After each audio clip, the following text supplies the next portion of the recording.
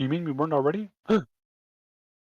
No, we were. Now we are. Alright, now we're live. So, okay, go. Oh, You were saying about the Gion, so here Raylan? we are, Raylan, Casting right? Shadows, episode whatever. Yeah, episode 27. It's all on the screen. Everyone can see it. Um, so we've got a new alien ship. For those who don't know, is it It's supposed to be Alien Week. concierge or? I don't know, but for anyone that's curious, it is Alien Can Week. anyone? I put the link out there. Can anyone else see the link? Whoa! Why do No, I I'm hear not double? Why do I sure. hear No, double? I'll Why let do I you hear guys. double? Okay, that's why I hear double. We're good. Carry on. Okay, so new alien ship. It's a pretty decent. Honestly, it's a lot larger than I thought it would be. Seeing the original pictures of it, like I was expecting something that would still be like Cutlass size, but we're talking like just a little bit smaller in dimension in terms of like length than the Caterpillar.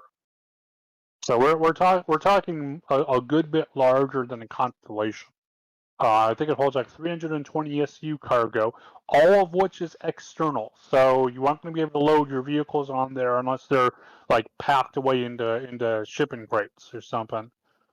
Now that also said, I do believe with the way it looks like stuff is trending, that external cargo, i.e., on a small scale like the Nomad or the Hull series, cargo that's external like that will have a chance if you are in a fight or something like that, or if you want to manually do so, that cargo can be detached from your ship by someone with a tractor beam shooting it off, you manually jettisoning it, stuff like that. So the cargo would be more at risk compared to something like a Carrack, where all the cargo is internal, or a Caterpillar, where all the cargo is internal in the ship.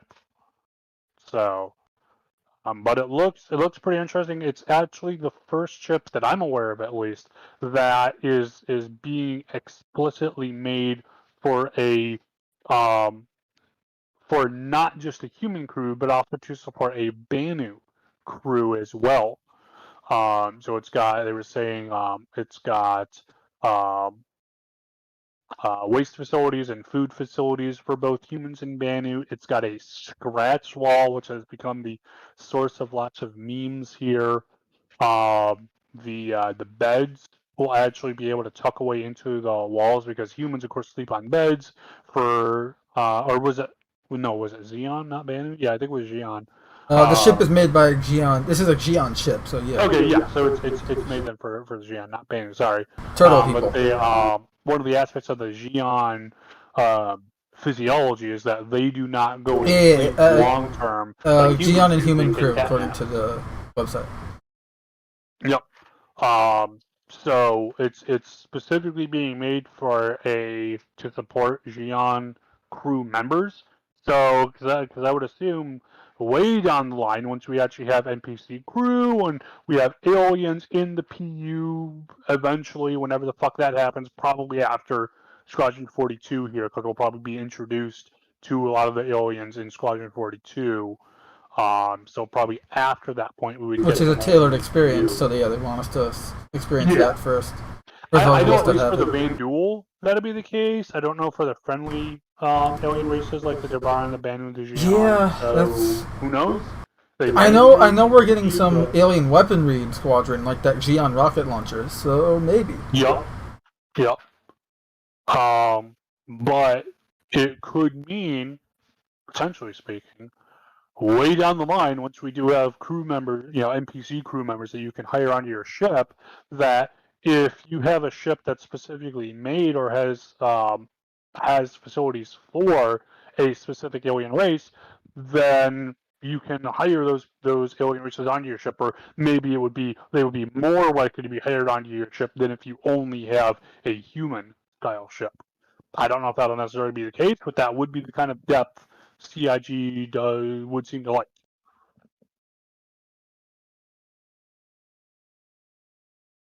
And it looks like they're offering it for $200 at Warbot. Yeah, which honestly isn't too bad. I think the only bigger cargo ship you can get for It's one of the SUs whole or series. comparable cargo ship is the whole B. Yeah. It's a lot big. Um, Yeah, when I first saw it, I'm like, okay, what, it's gonna be like Constellation size, something like that. Yeah. No, it is Yeah, a but lot no, bigger. it's bigger. It is a lot. It is comparable to a Polaris. Is it? Damn. I think so. Now I will know in terms of armament, it's a little bit lightweight. It's got 2 side turrets, which I think has 2 size 4 guns on each, which are manned turrets. So that means the pilot will not get control of those unless they're like bladed or something. And then it's got several missiles, 2 different types, bespoke launchers for those. I forgot the exact numbers on them. So in terms of armament, now I believe it does have like 2 large shields on it. So in terms of defense, it's sitting pretty strong. But offense, yeah, you're gonna be running. Yeah, I wonder what its actual like top end speed and top end shield strength is, because it's probably designed, like you said, to get away. I'm looking at the stats now. We got medium-sized radar, medium-sized computer, large power plant, coolers, and diesel generators, which there are. No, total amount. Okay, yeah, so 2 of. You got TBD on the fuel intakes, but we've got 2 medium fuel tanks. We've got a medium quantum drive, medium jump drive, medium fuel tanks. Turrets, we got 2 size 4s. We got or 4 size. Wait, 2 mounts and they're size 4s, right? Okay. And I assume that's per turret. We got missiles. 8 size 4 missiles, and there's 2 mounts. We got 2 size 3 missiles, again 2 mounts, and then we got size 2 utility item. So that can be like a tractor beam or something, or a mining laser. I will note it is interesting to see a utility mount on a ship, just because for a while there, it seemed like CIG was just avoiding utility mounts, just going, no, we're not going to have those. We're gonna have ship modularity, that like interior ship modularity. It seems to be kind of bounce around between how they want to do certain things, and I think at least for like utility mounts, they're like, okay, we definitely want tractor beams, but beyond that, I don't know if they have a real clear, concise, like what is a utility mount going to be able to mount? Because I know way early on they were talking about, oh, you'll be able to put like mining equipment, drilling equipment on there. You'll be able to put salvage equipment on there, and it'll just work. It'll be integrated to the rest of the ship. Not as good as a bespoke salvage or mining ship, but it would just work in terms of being able to mine material just like any other miner would and have it go into your internal inventory, yada, yada, yada. Yeah, I think that's been one of the problems with the Terrapin that they've been having, is that it's got a utility mount. If you go in game, you can in the ship configuration, it'll actually show you a utility mount that's separate from the sensor dish, but you can't put anything into it. And I think that's one of those things where they're like, man, we said we're going to be able to mount something there, but how is that going to work? Like, is it on the underside? And if so, then how much clearance does that mean that ship needs to have, when it's on the ground? Yep.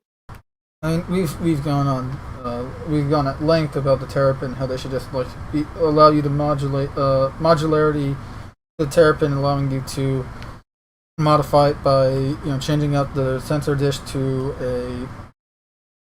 and turn it into a search and rescue ship, stuff like that. A medical ship would be really nice.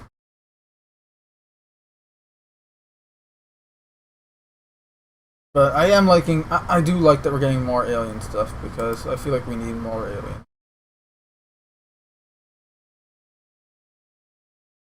I mean, this is the third Xi'an anything we've gotten in the game so far. So we have the Yeah. Nox and the Cartual. That's it. Yeah, I personally, I'm same thing. I'm glad to see that they're building some, a different ship. But at the same time, part of me says, where's the previous ships that you've already, sold, such as the was that the Santoki Eye? Yeah. No, absolutely. You know, Yeah, There's a like, the I whole Geon backlog fighter. of ships. well, not just that, but like, specifically the alien ones, because they're talking about how, this is Alien Week and they want to show off more. It's like, then what about the ones that you've already created? Show us that. Show us what you've created. Never. Also, I do want to point out that our friend Chris Harrow did make the font for the Geon language that you see here on the screen. So shout out to him. Yep. Yeah. It's like the language guru. Yeah, he's part of the xenolinguistics crew at CIG. Last I heard, he's actually working with the Lord team He is. pretty much daily on most of the languages, not just that one. So when Yeah, are they he's gonna working on. hire I think him? he's working on Banu right now too. Sorry, what? I was saying, so when are they going to hire him in? He already is. Yeah, right now he's an external Is he? consultant. Mm-hmm. Yeah, Nice. he actually works with them. I think he's like a private contractor type, but I don't want to put words into his mouth, but Yeah, my we have to understanding get is him on that here. One. he is actually working, air quotes around that, with them. Not Cool. just, hey, let me help you out kind of a thing. Yeah.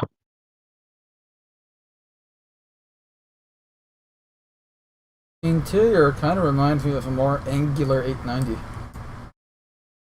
Yeah.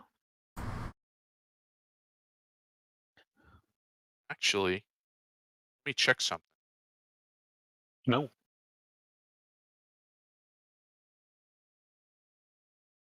But yeah, like when you were mentioning pre-existing alien ships, like the Banu Merchantman, people have been waiting years for. That is that's the massive cargo ship, giant guns. The interior has a bazaar inside. Well, two shop stands, but yes.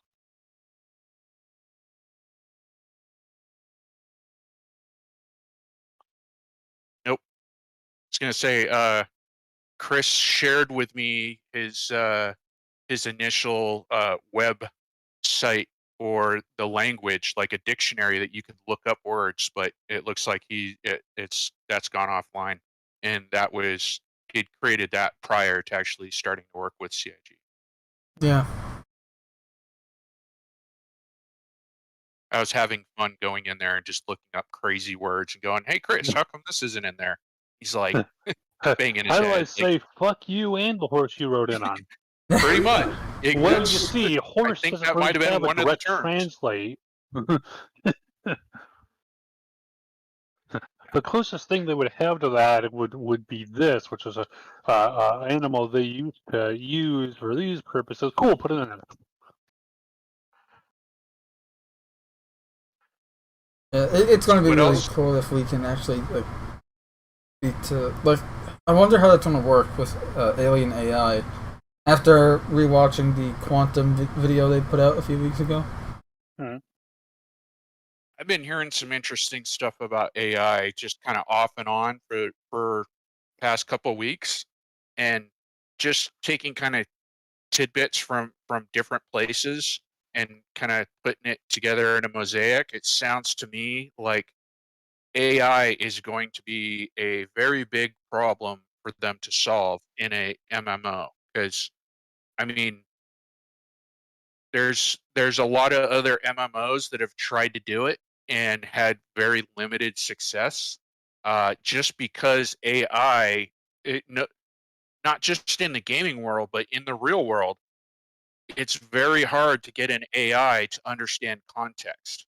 And so, I mean, they haven't even figured that out in the real world for AI. So you think of a gaming company that basically just wants to get a product up and going.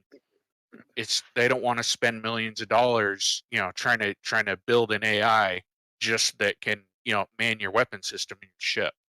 So to me, it sounds like probably blades are going to be the go-to for a long time before we get a good functioning AI, and that's excluding any major Well, I advances mean, in AI technology in the coming years. just looking at the roadmap, like AI blades are already on the roadmap.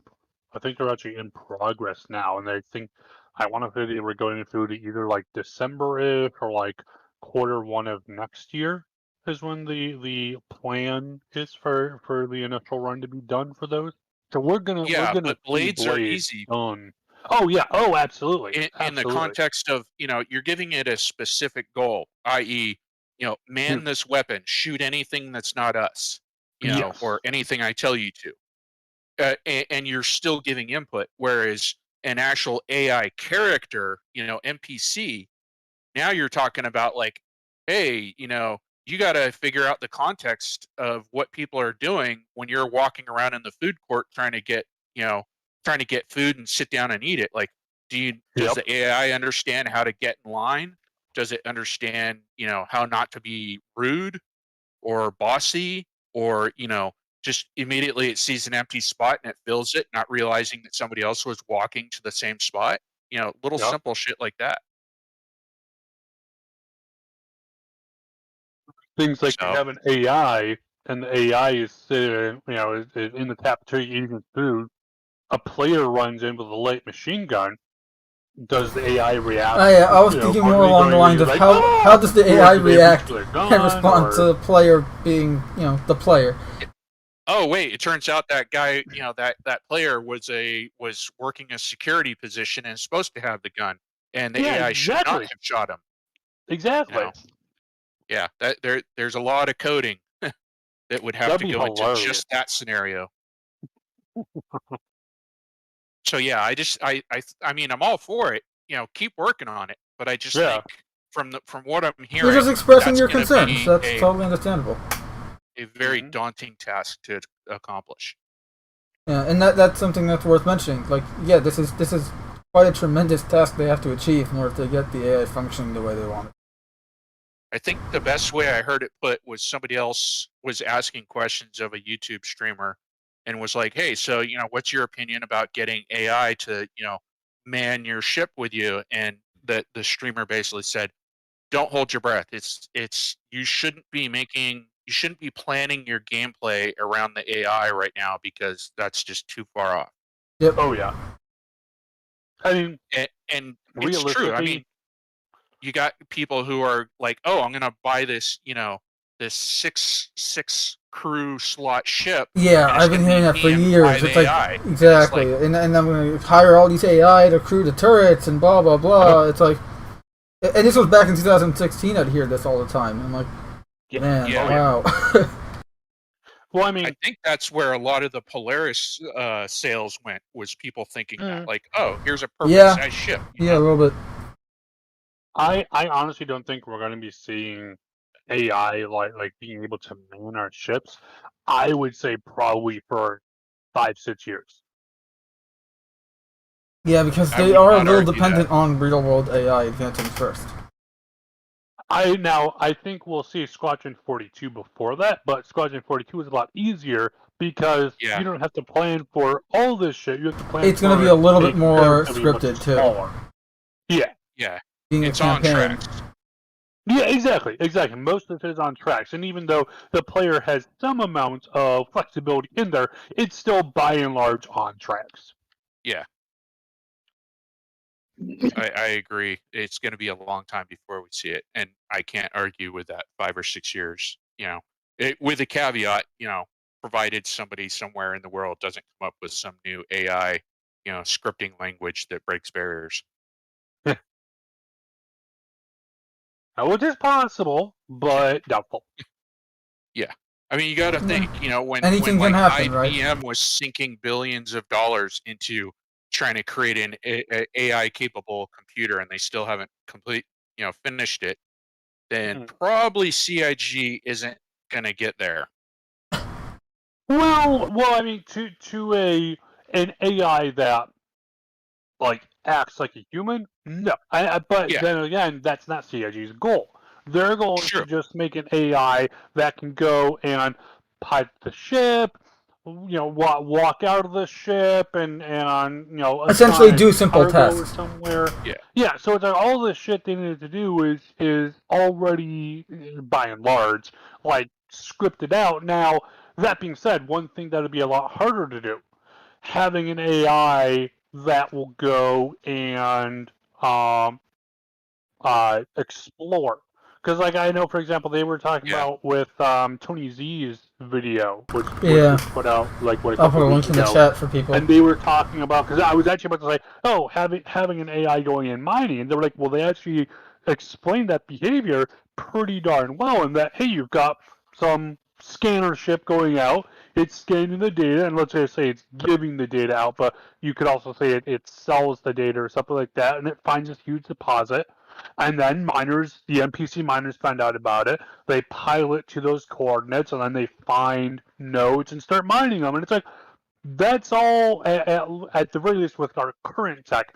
I would say that's plausible. Now, I think the True. biggest issue is we haven't really seen AI flying in atmosphere at all. We're really just seeing they spawn into the location, they do something, and then they spawn out of that location. We don't see them traveling anywhere Well, right now, either in Atmo or even outside of space right now. At here's most, another you thing have. Hmm? to what I agree with you. What I saw with Tony's example was interesting, but also take note the way he was describing it is that NPC explore ship found specific ores, and then those other NPC miners they came in for those specific ores. What I'd Hmm. be interested to know about is for the AI, if they went in, let's just say gold. Hmm. We know that it actually doesn't. It's not worth anything in the CIG Well, verse, not worth but anything on our it, scale, you, but right. That's what I mean. yeah, yeah. But let's just pick gold as the example. Okay, so Explorer found the gold. He reports it. NPC miners start coming in for that gold. Hmm. What I'd like to be able to see is the AI being able to go down there and finds a big rock of gold, but then right next to it finds a rock of quantanium and is able to make that decision on its own Mm-hmm. of, hey, I'm here for gold, but man, that quantanium, that's a big chunk and that's a lot more value. I'm gonna go for that first. And Yeah, and no, absolutely.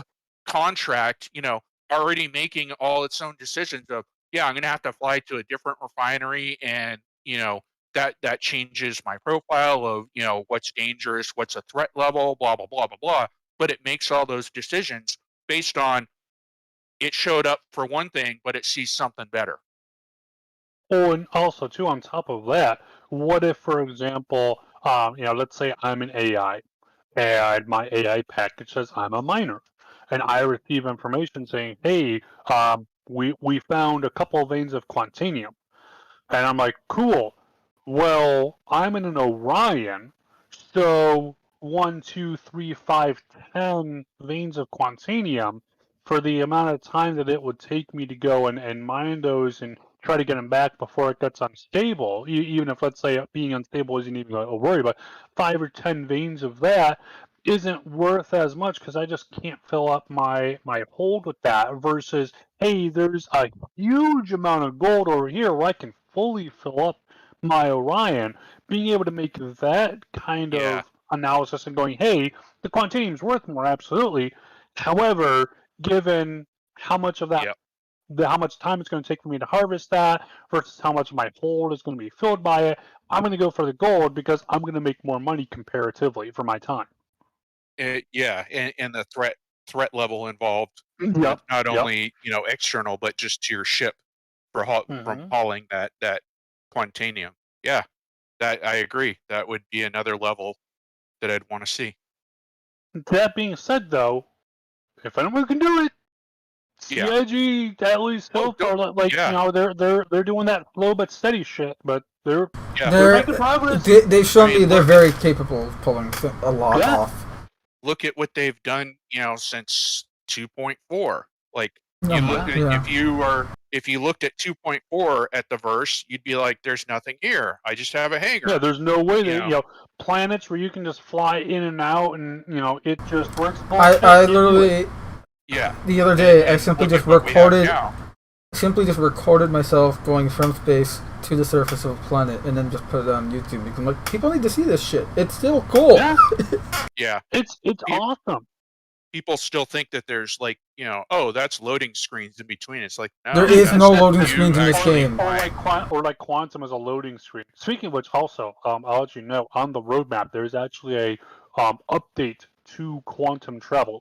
Not that it doesn't go into specifics as to what is going to be updated with this update, but there's going to be some kind of a overhaul and update to how it looks like it's even down to how quantum travel even works at a base level. So Well, they have to do something because the way it's set up right now is it's going to destroy the what you call it? What's the data runner? I can't think of the name right now. The Herald. Yeah, it's gonna the way quantum works right now. It's going to destroy the Herald because you look at the size of the Herald and what it's supposed to be able to do, and then you look at quantum travel and the size of the engine of the quantum drive that it needs and the size of the quantum fuel that it needs to supposedly jump across systems and then go through holes. It would have to be like, you're talking like a Connie sized ship just to be able to haul data. Like it won't work that way. So they have to do something with how quantum works. It might involve some hand wavium, but Yeah. no, I fully agree. because I mean we're so used to just the Stanton system, but think about like gameplay where you're actually going to need to jump to systems. Like there's certain not to mention the fact that Stanton is a small star system. Yeah. And I get it. Like some ships, like your fighters and stuff like that, in your shorter range craft, I get it. Like they will need to refuel up.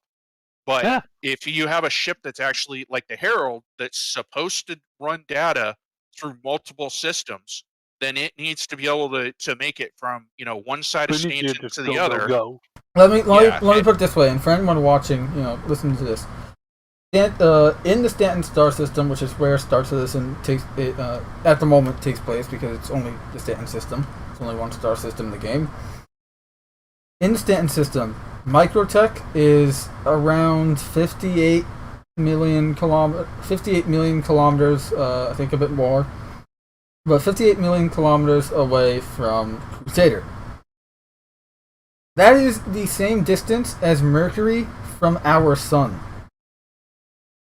And here in the Sol system, which is where Earth is. And that's essentially the entire diameter of the Stanton system. The two farthest. Yeah. That's pretty much. What is it? An AU is the distance from Earth to the sun, correct? I think so. It's if you look on the website, they actually have the approximate. Instead of just guessing, let's do that. I always get it mixed up whether or not an AU is the distance from the outer edge of our system to the sun, or if it's the Earth to the sun. But either way, you look at what that the distances that Mando was just talking about. That's less than an AU. From find out what you call it, from Crusader to out to like New Babbage. But remember, Crusader is Stanton 2 and Microtech Stanton 4, which is the last planet in the Stanton system. Yeah. So I mean, you're talking short distances. So like you were saying earlier, imagine a systems that are 2, 3, 4, 5 times bigger than that, which we are going to have. Oh yeah. We already That's why I'm trying to bring up the star map here. It's loading forever, but good luck getting your Aurora across the a large. While Mando's bringing that up, I looked through the roadmap and the development view earlier a bit, and I noticed for the upcoming inventory update, we've got personal inventory, which is things like the backpacks, actually having everything be stored in either your backpack or your pocket or shit like that. But that is apparently going to be separate from what's called what was being called lockers, what seems to be the actual storage on ships and the like, or on stations and like your have and that kind of stuff, which is then separate from the actual personal hangars when they re-implement those as being in the universe. So it looks like each of these three things its own unique car, or at least unique item, not necessarily car, because some of it's not on the roadmap. But Kind and of I makes think sense. I'm sure they're hangars. tied together though. Oh yeah, yeah, yeah. Well, I mean, and it noted too. So like the lockers deliverable, it literally says on the card based on the personal inventory deliverable. Yeah. It's allowing for shit to be stored in lockers and that kind of stuff. One other thing I'll note too is building off of that same tech as well. We're going to soon TM. So as and by that I mean in like the next year ish, we will start having lootables spawning into the world with various clothing tools, generic loot, whatever. And then at the same time near the end of this year, supposedly, we will be able to start selling things back to stores, or at least to some stores. So finally, Mano can get rid of some of those SMGs if he wants to. Going on You 500. know, as soon as that comes online, there's going to be a black market for monocles and top hats where people are just going around killing those people and stealing that. To be fair, I think some shit like that might they might at least initially just be like that can't be looted Yeah, probably. initially. Down the I line, that really, point, yeah, I really hope that like real money bot stuff isn't lootable, just because you bought the real money to help the project type stuff. It's That a little reminds different. me, are either one of you subscribers? No, I am not. Okay. I know Data is, but I was gonna ask about that new armor set. I heard that the helmet has no oxygen. Cam, didn't you get the new helmet, the new armor Oh. set? I Oh no, actually not the was newest gifted a one. set You of got the gray cat one, the new one that the subscriber flare, No, the leather bounty hunter gifted armor. a set of the new armor, the light armor, the leather. The leather, yeah. I forgot about I that actually was gifted a set of that. Really? I actually like that set. I don't have it, but from everything that I've It seen, looks decent. I will Yeah. say it definitely looks a lot more practical than a lot Yeah. of other armors. Yep. Um, It's much more in line with like the what I call like the I can't think of it right now. Harrison Ford, Star Wars character. Oh, yeah. Han Solo. Yeah, Well, I it like. reminds me Actually, of like a Han looking Solo at it. type It look. reminds me more of Nathan Drake. God damn it, Nathan Fillion's character from Firefly because of the brown leather. Yeah, That and well, if you also can attach a Star-Lord. trench coat, if you can attach a trench coat to it, yes. But I want to clarify, by the Han Solo look, what I mean is like, he's a guy who zooms around the Star Wars universe, but he doesn't wear armor. He just wears like this civilian kind of style of Yeah, getup. he's not planning on getting into huge amounts of fights. Right. It's like And at that's most what I like, mean by okay, that. there's a short Okay. little By the way, I fire here. got the star map up. So Stanton is 5 AU. The whole 5. system. The whole system. Yeah. And have we defined whether or not that means from the center or from side to side? I imagine from the center. Earth And is 51. How many I know. AU is Soul. our Soul is 51. 51. So our system, the one that we are all physically in right now, Fender, the sun, is 51. So we're talking 1/10. And I know there are bigger Something ones. seems off with that. Well, Maybe. bear in mind too that at least planet wise, all planets are at a 1 to 6 scale. compared to what they would actually be like real life. I agree with that. I'm saying the 51 for our Sol system seems off. Let me check the handy Google. Yeah, that's what I'm doing right now.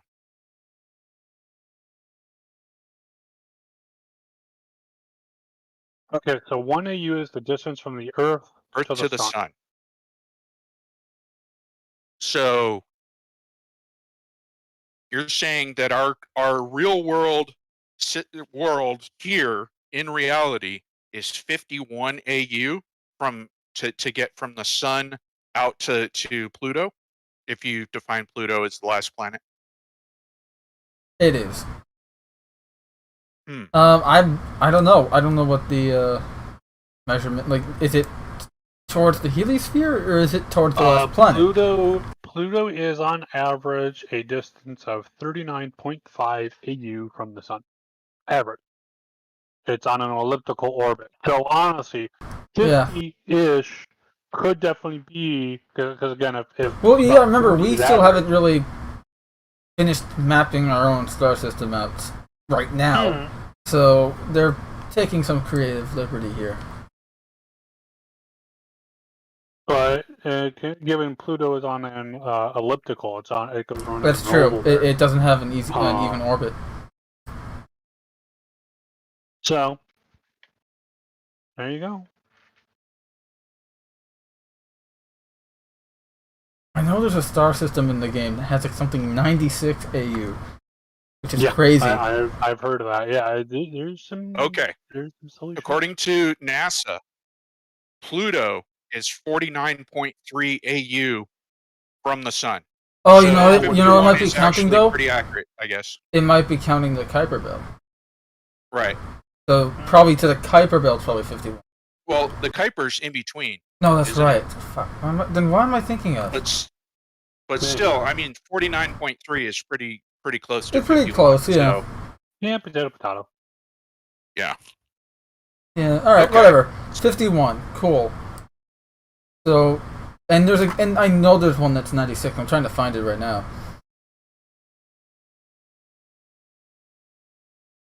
Found one that's 56. The Tyrol system, which is a binary.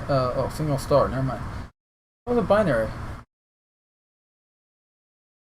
And that, for anyone who's listening that wants to look up stuff on their own, I found that at jpl.nasa.gov. Planet distance chart. And it'll give you the AU of every single planet in our star system. That's actually a pretty cool site.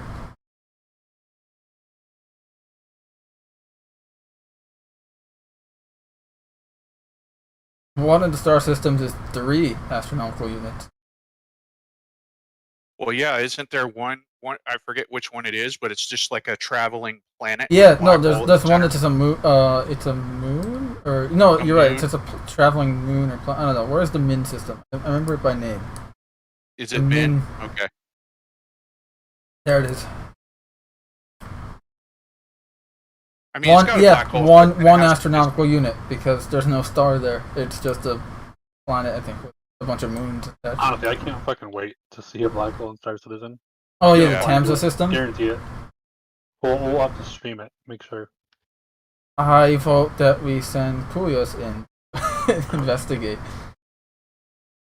All in favor? All opposed? Alright, motion passed. Well, you know, depending on the death of a spaceman mechanics, I might volunteer. I don't know. Well, I do have a terrapin. We'll probably, not necessarily, but we'll probably have a black hole in the game before the game is fully implemented. Yeah, they'll need to test that out, definitely. Yep. They put a black hole in, and because they've physicalized everything, it just eats the entire game. Yeah, just sucks the sandbox in. That would be hilarious. But back to that armor thing. I'm interested in that armor set because it's the first armor set that seems to kind of like it's kind of on the fence between that no armor and having the military style, and Yeah. that's something that I've been looking for. Is that kind of what I call the Han Solo, which is like you're not looking for all out, getting in a knockdown drag out fight, but you want just a little bit of something. Okay, And you've got just enough that if you do get into a fight, you aren't going to die immediately. yeah, and the nomadic armors that they've had in already are close, but they always seemed very kind of like planet side, like wandering Yeah, around out. they're not really made for like space. Yeah, At least exactly. how Yeah, I feel. yep. So that's why I've been interested in this newest set Yeah. so far. There's a planet orbiting the black hole. 2 planets orbiting the black hole in the Tamsa system. For now. Now that's gonna be something cool. I want to be on Tamsa 1 and just see what it looks like to have a black hole in the fucking sky. What could Just since you're in the go map, wrong? which system is the Ark located in? The Ark? Yeah, ARK. It's the big library, the space Yeah, which library. is the name of the Ark star map. Yeah. Yeah. Yeah. Oh. I'm gonna use the search No function idea. because there's a search function. My God. Oh, Yeah. speaking of which, I did see there was something listed on the roadmap Yeah, they had for Star Map for a while, and then it disappeared again. no, it's on there now. It's on there Okay. now. So it looks like if now again, this was just the deliverable view, so not necessarily when it will be given to us, but when the actual tech is done. Implementation of tech might take longer, but it was looking like it would be done before the end of the year. supposedly. Nice. Yeah, the Star Map So I definitely would needs some love to love. see that. Yeah, it needs some DLC. And another feature that I want worked on, which I don't know if that's included in the Star Map, Hmm.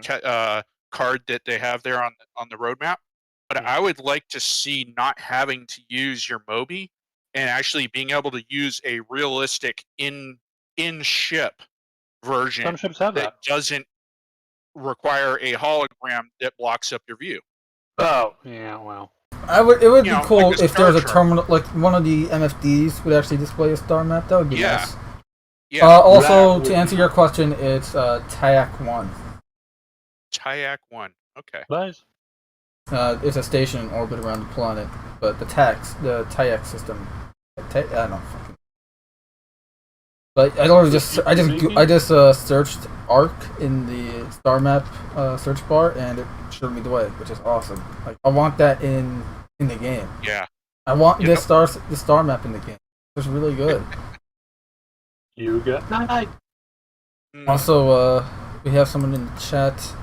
Film29 says, "Good to see you. Hope all are well." And then he says Han Solo because you were asking who was the spacefaring rogue. Thank you for the reference. Yeah, I'm interested in going to the Ark just because I think there might be some gameplay there.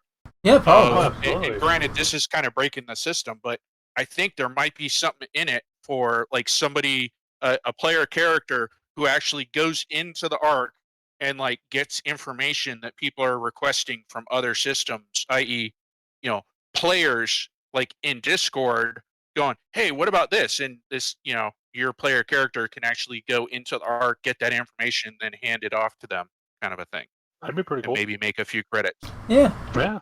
why not? What could possibly go wrong? Also, the tax Yeah. system is 3 astronomical units, which is small, but I mean, again, it's like it's the database system, Yeah. for the entire empire. Yeah, I'll be curious to see what it looks like. Like, do they do like is it like a Halo-esque type, Like a just forerunner giant structure monolithic type station? thing, yeah. Yeah, Something or like that. is it just is it a moon? That's no moon. Yeah, exactly. Holy shit! The Helios star system is 237 astronomical units. Wow. Well, there you go. So sounds like a good place to set up a base if you don't want to be found. Because who the hell is going to want to drive across that thing? Wow. I mean, unless you Mom, got the like space a trucker. Carrack or an Endeavor, you're probably not going to want to have anything to do with that system. No, honestly, you know what's going to be great? I'm going to sit in that system with my little Vulcan. I'm going to just sit there with my radio tuned to the emergency channel and hear, "Help! I ran out of fuel." Yeah, Oh, I'll be over there. Best funny be you should prepared to you pay. should bring that up. So one of the things that I did right after I bought the Vulcan when it first Hmm. came out for pledging Hmm. was at the time I'd been playing some Elite Dangerous and I'd heard about the fuel rats. Yeah.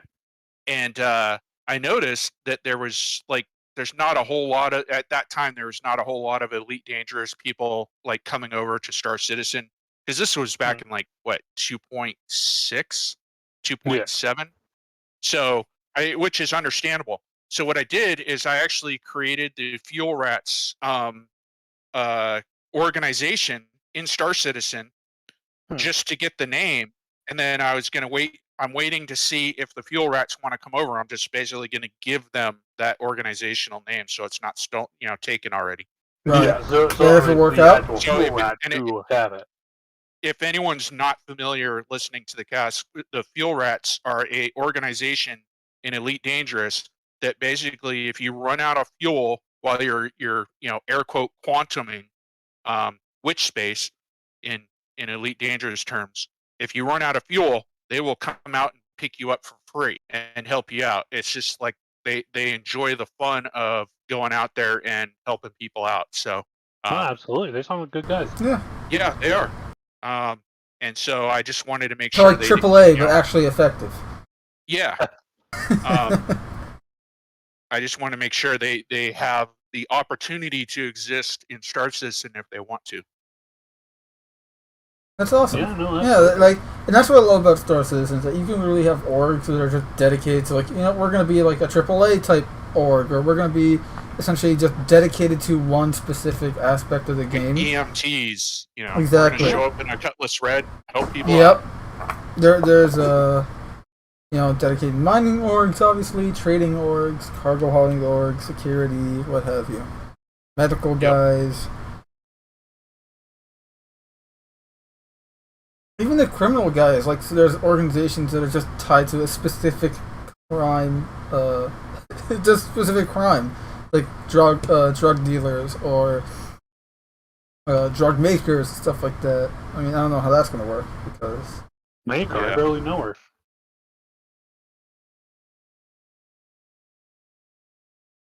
trying to find out how many planets are in the freaking Helios system.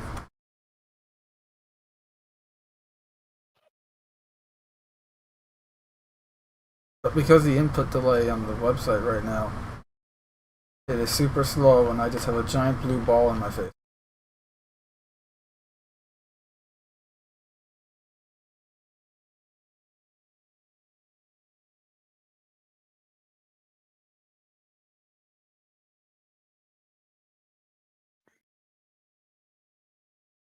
Got one planet, 2, 3, 4.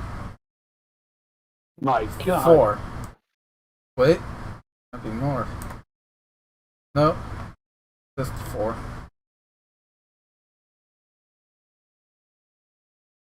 Damn, there's a huge gap between the second planet and third.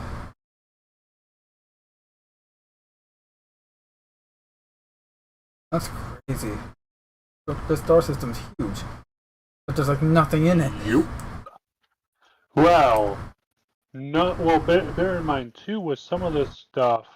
As they mentioned in the Alien Week video, with some of the stuff, EIG wants to have the players actually. That's true. There might be stuff all over the place that we just, they're not going to show us because we have to find it for ourselves. It's true.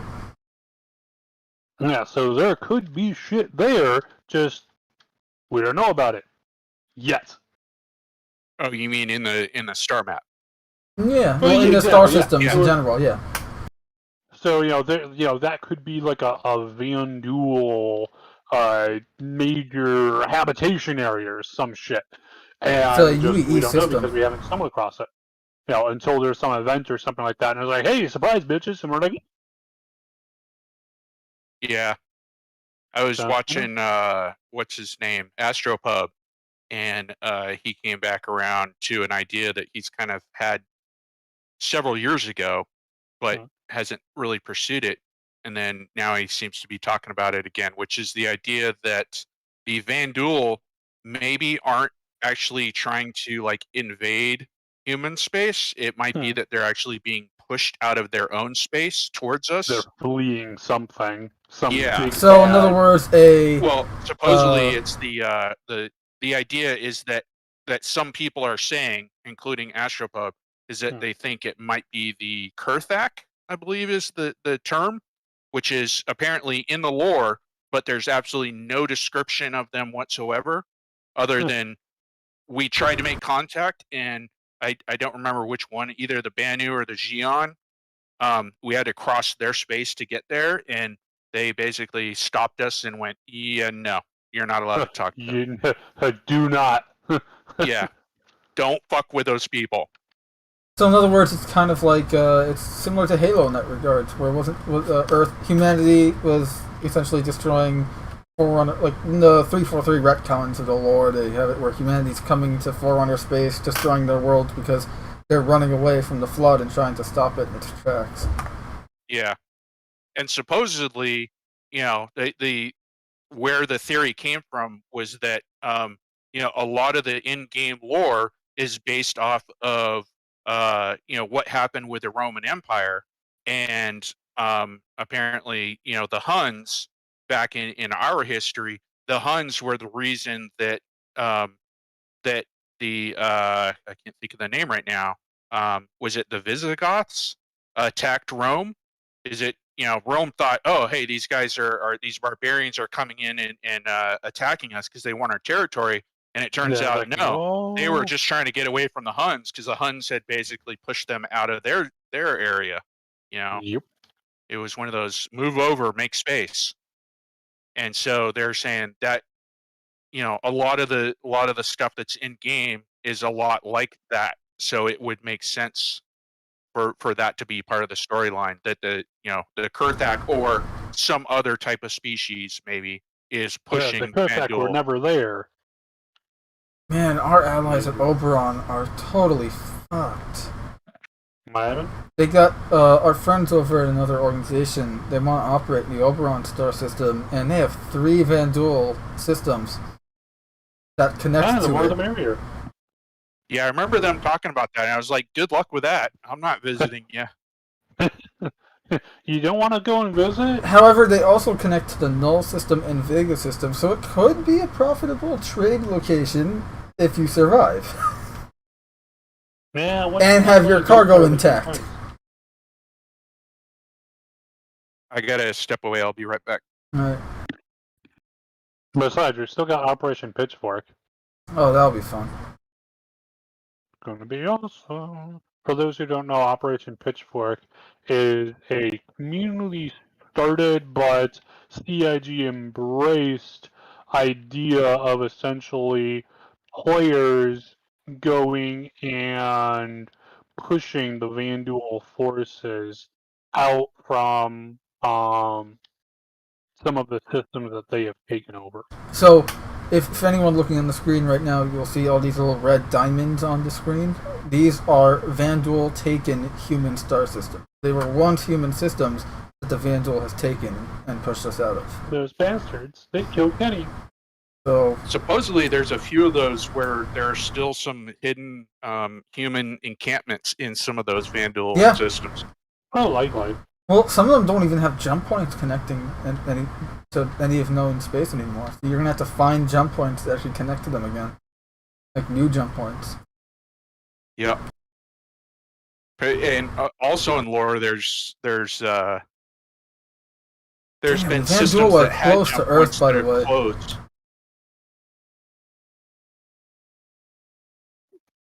The Vanduul are at least 3 jumps away from Earth.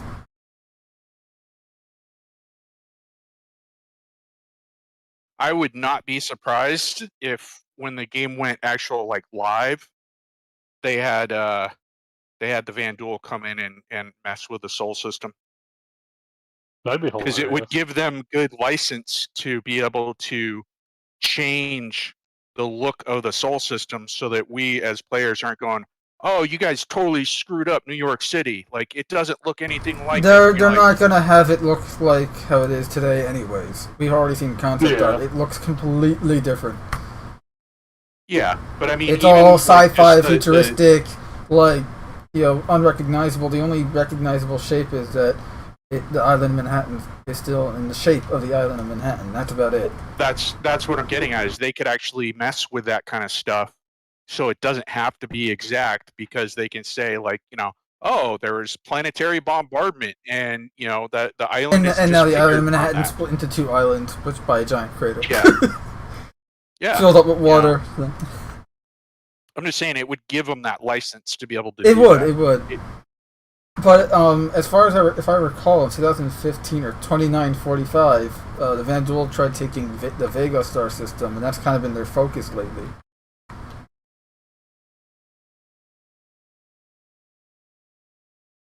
Yeah, it'll be interesting to see how much the lore how much the game follows the lore, or the lore changes as the years continue to kind of tick by Well, until we get to release. They're clearly very set on having players affect the lore in a live-esque setting, because they did that voting thing for Imperator, which is, like, when you think about it, completely unnecessary. But at the same time, it was so cool because we're now shaping the lore of this game, which makes you feel more involved and all that. So, well, that's what a lot of the people who are really deep into the lore are saying, is that what makes Star Citizen unique is that they're building the lore to support the gameplay and not have the lore dictate what we can and can't do, in the sense of, you know, yeah, it's not we like as players can have an impact. Yeah, and that's the thing I noticed way back in like 2016 or 17, where it's like the gameplay and the lore are hand in hand together. Like the lore teams and the mission teams are working together. It's not like in Halo, where it's like, okay, you get shot by this gun, you die. But in the lore, you know, Spartan can like tank 1,500 of those shots and still be running. It doesn't matter. So, like, the lore and the gameplay are hand in hand. If you understand the lore, it'll help the gameplay and vice versa. Yeah, and I thought that was something that actually that's what got me interested in at first. Was that, like, wow, like I started to understand the lore through the game, through reading missions and the journal entries and what have you. I just like the idea of the lore not inhibiting the gameplay. In the Right, sense it's of, not like, you know, it's not like this gun's situation useless where you're because like, the "Why lore can't I do says, this?" yeah. Right, it's not like yeah. this is a useless thing or whatever because the lore. Like, no, it's just they're balancing it all out, and it's in conjunction with the lore team, and they're making it work. And really impressive how they're doing it. Yeah.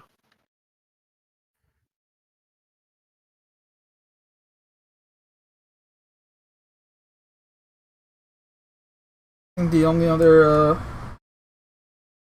I want to say the only other game to do that really is Fallout, because it's like a dedicated RPG.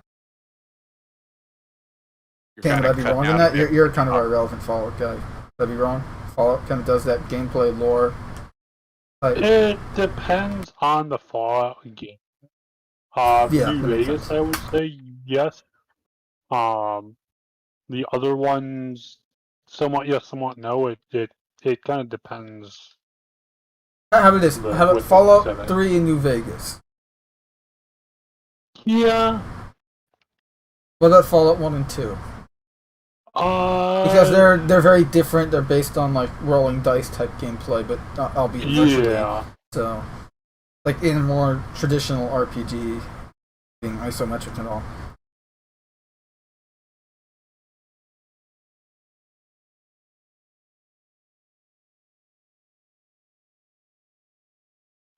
So a thought that I just had is I'm curious what CIG is thinking about how they're going to handle technological advancement. And what I mean by that is that eventually this game is going to be multiple systems that are all operating under the UEE, that are UEE or human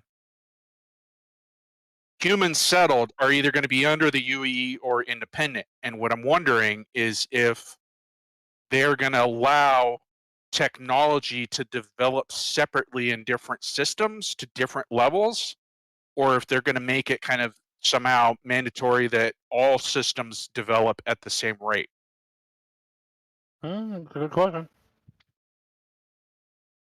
I mean, because you think about it, like if under their current system, you're supposed to be using data runners to transfer information.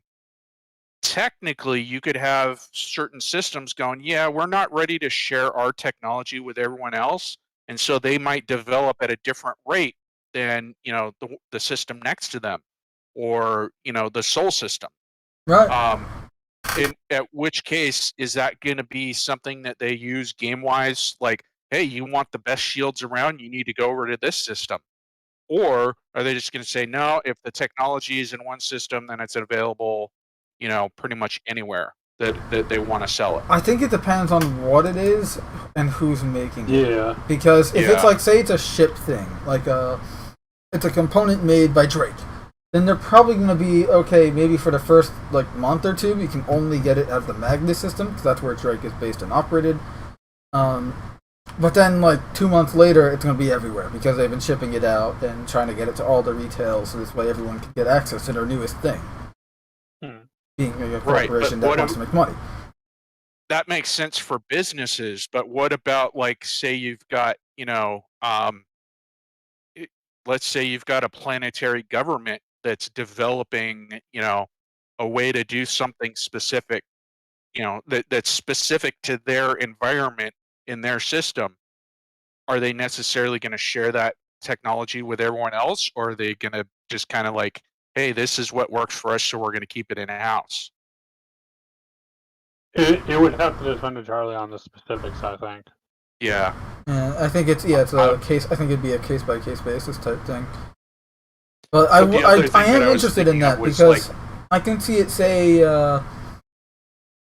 maybe the previous Imperator, one of the nominees didn't one of them was all for Synth World, right? Like that artificial world project. Maybe they finally finished developing that, right? Like off to the side somewhere. Right. They probably want to keep that in house for a while. Yeah. So the other idea that I had involved with that original top idea was like, because we're using these data runners to get information places, how's that going to affect the verse if certain ship carrying a certain type of certain specific important information was lost in transit? Like, what happens to our gameplay? The information doesn't get there. Right. And what impact would that have, and how does that, what kind of gameplay does that create?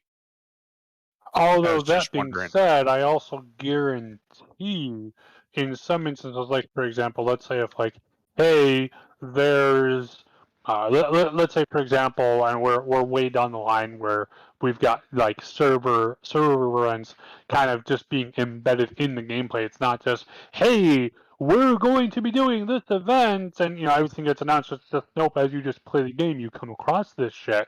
But if they're like, hey, we're going to be going in and having the Van Duel, they're going to go and assault this one system, guarantee you they're going to make sure that the data runner or the refugee who's running from who escaped from the last system they just attacked, they're going to go if some pirate comes across someone and is going to destroy this ship before they can make the announcement. The pirate's like, I don't care about the Van Duel, I'm going to kill you anyway. That pirate would just not encounter that person. No, I guess what I was thinking along the lines of is like in the real world right now, you've got you've got these hedge fund companies that are spending millions of dollars to have the absolute highest speed transfer rates of the internet so that they can get their stock quotes, milliseconds before everyone else does, because they can, make 1% more profit that way. And so I was just, I was thinking of that in the game system way of, well, if you have this data runner that's carrying market information and it gets taken out, what happens to that trade or to that trading process? And are you going to have, maybe companies that are trying to knock off other companies' data runners, like gameplay that wise? Happen. That's what I was wondering about. Yeah, no, it's a good point. Just theory crafting. I know. I changed the subject title to match that. I just figured, look, we're just theory crafting and having fun with it because that's what we do. So. Yeah. Well, when the game's in the state it's in, you got to do something, right? Exactly. Go mad. That too. Crazy. Speaking of which, I should probably bring up the YouTube so I can see what you're actually showing. Never. I'm just messing around with the star map and it's super slow, but it might just be because the streaming at the same time. But yeah, speaking of the star map, I definitely cannot wait for the star map improvements that are pending. Look, at the end of the day, I want this star map in the game when we have all these systems. Well, I'm sure there's ways it could be improved. But that would definitely be a far better than what we currently have. It needs a reset button for when you're doing all that panning and twisting, and then you show up at your planet and you're upside down and you're like, I just want to reset the map, damn it. You get nothing. Yeah. There is a 2D mode. A what mode? There's a 2D mode on the star map. Yeah. Also one thing I will note, because the star map itself is technically speaking on Spectrum. One of the things I also saw while I was gallivanting around the roadmap earlier was that they're looking at getting integration of Spectrum and the in-game services, tying those together. Yeah. I believe that was coming in next year early. I remember they were talking about that all the way back in was that 2017? Yeah. Because in lore, Spectrum is the Star Citizen version of the internet. Yeah. Back when they first started talking about bringing FOIP in, that was like their big 2017. push was, we want Spectrum to be in game so that people are communicating and getting knowledge. Which, I mean, if they could do it, that would be awesome. But you're talking about okay, so then what about communications channels? Because you're going to have to tie all that in together. Yep. Which basically means CIG is going to have to create their own in-house Discord system. But essentially, you also need, Discord won't let you run multiple channels at the same time. You can't have your left ear cup in channel A and your right ear cup be in, some other organization's Discord channel. You can't do that. Oh yeah. No. But you're going to need that when you're in a ship and you're trying to listen to. I'd almost recommend doing something like Arma, or how they do radio stuff in Arma. Yep. Well, we're gonna have to figure out some fancy schmancy way of doing that, because especially if you're in even just a small scale battle, let alone a fleet battle. Yeah. Oh my god, that's gonna be such a mess. Think about the communications problems with just two ships, two any size you want, two ships that need to communicate. Imagine keeping a Retaliator crew. Oh Jesus! All firing on the same target with the turrets, or two turrets and the pilot. Yeah. Hey, turret turret 2 and 3 and 6, I need you targeting, target A. The rest of you need to be on target B. A's engine. You two target A on their shields, and then you two target. Oh wait, your engineer's yelling at you B. right now that something's wrong with your left engine. You need to deal with him as well. Yeah. Gonna be crazy. Yep. Just like So the Callus star system is a forming star system. Sorry, I'm just looking at the star system now. At the star map. Yeah, I think the communications thing is going to be a huge nut to crack for them because they have to do it right. Otherwise, nobody's going to utilize it, and you're just going to see an MMO that leans on Discord. Yep, or whatever the new. Yeah. Because it could be, Discord could be replaced by them. I wouldn't be surprised considering what Discord's starting to do now with their teaming up with, what is it, Sony? With Sony. Or was it Google? Sony now? Sony. Yeah, they teamed up with Sony. Yeah. We covered this. Yeah, couple of episodes ago. Yeah. But that's the cracking the door to the beginning of, hey, if we make this partnership, we get more money.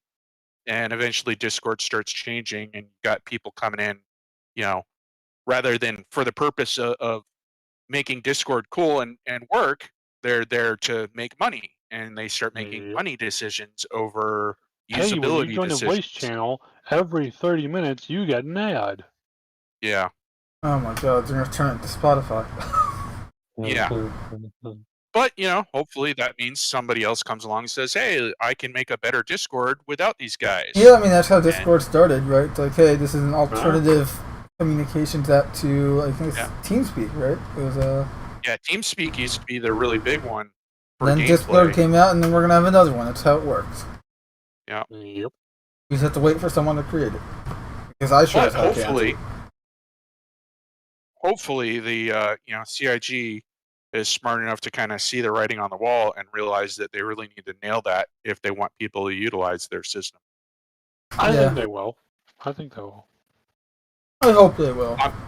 I'm just a little worried though, because the way they're talking about the capacitors, like they want you to be in combat, stop looking at your target, and start messing around with your MFDs to figure out how to route the power. And if you got to do that with communications, oh hell no. But bear in mind, we're still in the early days of this shit. Like we're in alpha. This is literally the time to fuck with this shit. So yep. That's true. Literally, if you're gonna fuck with it, do it now. Which then I'm here. Let's get the palms in here and let's fuck with it. Yeah. No. Absolutely. I mean, and I guess to a degree, to some of a certain degree, we do have that with the VoIP system, which leaves much to be desired. Yep.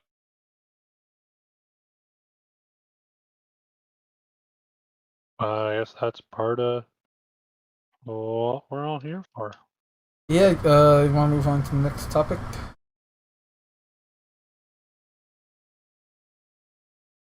Is there a next topic? Yeah. So you guys want to do Battlefield 6 or the Evil Dead game first? I have Evil Battlefield? No knowledge of either. All I know is that they exist. So you can watch the trailer and react to it. You're ahead of me. I don't know. I actually watched the Battlefield. I watched both the trailers, and that's pretty much my knowledge is they exist. That's it.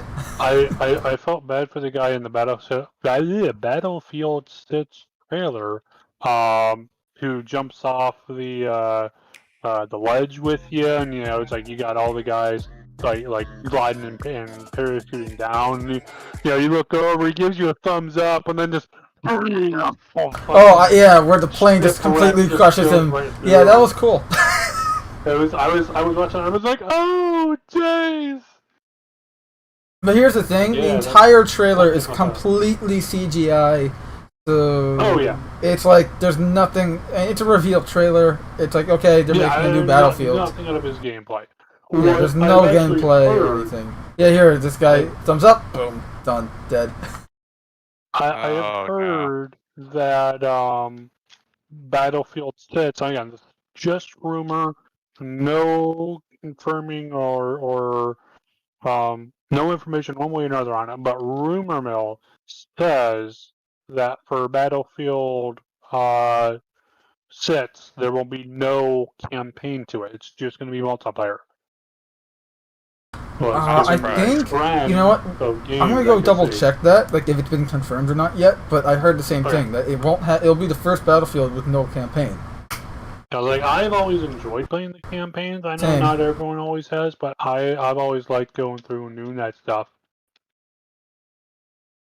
It would definitely be disappointing if I know if it they're did they're turn going out. for the rule of cool, but just watching that beginning sequence, the Oh yeah. military would never, ever, ever, ever rely on jumping off cliffs with parachutes. It just Well, I mean, one, no, absolutely not. But on the other hand, too, I will know the base on the top did just get like assaulted, and about half the guys were falling. They were stumbled or through the force were pushed off of the cliff. The other half of them fucking jumped, and that's fucking stupid as shit. yeah, But but they're wearing parachutes. That's my oh whole yeah, point. no. Is like they Oh, would but not. again, these are battlefield parachutes. Yeah, I Battlefield know. parachutes have Rule of never. cool. Oh yeah, or like what pissed me off was Cool, the scene yes, where it real, showed no. the group moving through like some kind of storage facility. There's all like the cargo crates and shit, and they're like walking around, and then suddenly you had like the other guys were like on top of the crates and like started shooting up, and you just see Yeah, everyone start panicking. It's like, what the fuck? You're telling me, one, they don't have eyes in the sky, two, they don't have the Overwatch, three, no one's actually looking up. Like, come on, there's so much wrong here. But again, it's yeah. a cinematic trailer. No Yep. Yeah. one's going to be doing real tactics here. It just drives me nuts when I see video games like implement parachutes just completely wrong. Because You know, half those guys who, when their parachute opened, the parachute might have been facing the wrong direction just because of how it opens, and they would have yeah. smacked in the side of the cliff. But you never see that. No, of course not. You But think yeah, that's bad? it's the same thing. Wait, when I hear wait people until you that- see the scene with the freaking jet plane. The what? That, well, it's the same with thing the I with the keep jets. hearing about. He's gonna flip his useless. Oh, yeah. So there was a scene. I don't know if you've seen it. It's There was a playing right scene now on the where, stream, so he guy just saw it. jumps or ejects out of the jet, turns around, Yeah, I'm shoots watching it the right jet. Yeah, That's it's so and stupid. oh, It's and so gets back stupid. in the jet. Yeah. Yep. Yeah. When I saw that, I'm like, Oh, God. how the what the?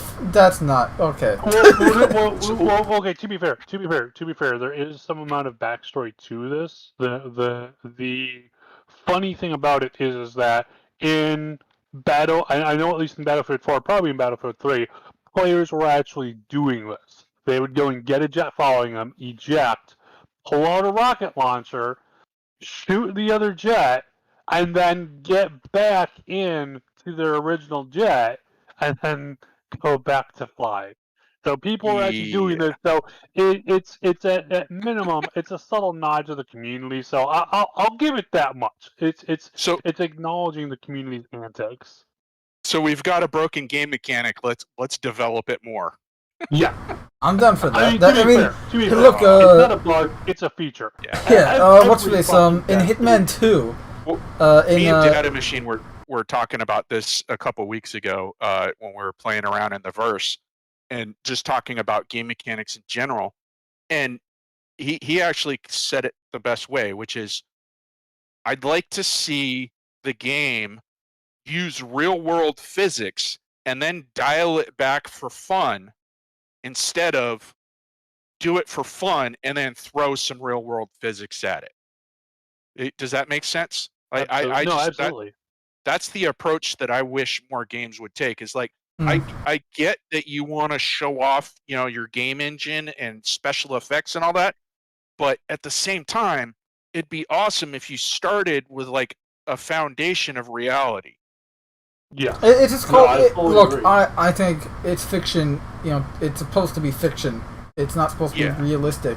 But at the same time, you do want to ground it. Being realistic and having something grounded are completely different. You know, Yeah. like if Right, you're but going then- for like, but yeah, And I'm why saying are like, why are you dressing everyone up in the latest, military looking gear? Like, just go if you're gonna go fantasy, go yeah, frickin' all exactly. out. No, Like, make your stuff I'm look I totally totally agree with that. futuristic. Like Quit that's what I liked copying, about Aliens little in birds. Halo, where it's like, And why do okay, you this is have the little future, birds? right? So in the future, why? And the same thing that you were going with Earth in Star Citizen, where it's like it's the future. Why does anything have to look the same? Yeah. Yeah. No, absolutely. It's a But- fictional future. I find myself as I get older, I'm drawn more towards the games that have that reality base. You know, it's kind of like a movie. Like there's you can to me the best movie is a movie that's realistic with a little bit of CIG and places to make it pop, and you go, wow, that was really cool. Instead of Yeah. a movie that's just all CIG, and after 5 minutes, your CGI. mind just kind of gets anesthetized to it. You're just like, whatever. You just said a movie with CIG, and I'm like, hey, that might be interesting, but Oh. you mean CGI? Sorry, CGI. Thank you. Well, I mean, hey, we But- might see Jared the Sloth appearing in an in-game theater near you. I'm a little worried that it does look like Jared the Sloth, and supposedly they're trying to make an otter. No, it was supposed to be based off a sloth, I think. No, Pretty sure. they started with sloth picture, but then they decided it was going to be an Oh. aquatic animal, and they agreed that it should be an otter, and then at the end, it looked like a sloth. Yeah, whatever. Jared Sloth Huckabee. Yeah, potato. Also, potato. the gentleman is in the chat saying facts to what we have just said. So, but yeah, Battlefield 6, also known as Battlefield 2042. It's coming out June. What did they say? June 3rd. I mean, honestly, with Battlefield sets, I'll say as long as the gameplay is good, I probably won't care. But Oh, gameplay I revealed still would June like to 13th. see, Okay, so tomorrow they're gonna show off uh, gameplay stuff, campaign. and yeah, I was never into Battlefield. I was more a Call of Duty person when I played those types of games. same actually. I did get into Battlefield though with Battlefield Bad Company 2, Battlefield 3, and I don't own Battlefield Yeah, 3, okay. but I own Battlefield Bad Company 2, and I played the hell out of that campaign. Loved It it. was definitely fun. I liked ordering airstrikes on top of buildings and laughing my ass off. Good times, good times. Oh, I have not confirmed it, but I heard a rumor just Mhm. yesterday that there might be an Arma 4 coming. Just I've heard this FYI for rumor. anyone who's listening. Oh, you I've heard heard it? this rumor. I don't know if it's true though. I just know Yeah, that same. that's a rumor going around that there might be an Arma 4. By the way, it won't have a campaign. Battlefield 6. Battlefield sets. According to a Eurogamer article, it won't. That makes me sad face.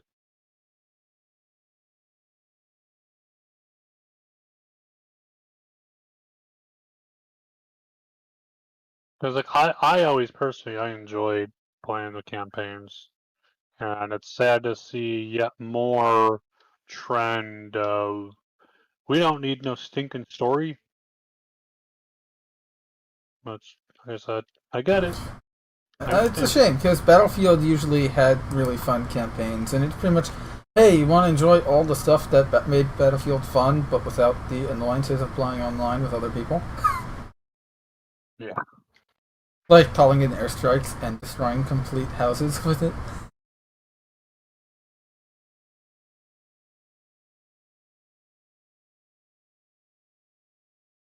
But oh well, what are you gonna do? Disappointed. I mean, we'll Right. find out what the gameplay's like tomorrow. And I'm not the paying world attention will be 'cause I'm looking up filled with Arma 4, but- I haven't. I played the last Battlefield I played was Battlefield 1. No, it's not the first Yeah. one, but the World War One game. I did not like it. Yeah, I didn't. I played that one. I did not And like it either. It didn't do fun. it really, it wasn't fun. Yeah. And what really drove me up a wall was just the inaccuracies to weapons of the time. Similar to what you were saying, Call Sign, before about it. It's like, because I'm a huge World War II nut, and a lot of those guns were also used in World War II, so I know these weapons. Yeah. And they're not functioning the way they're supposed to. And it drove me nuts. Yeah.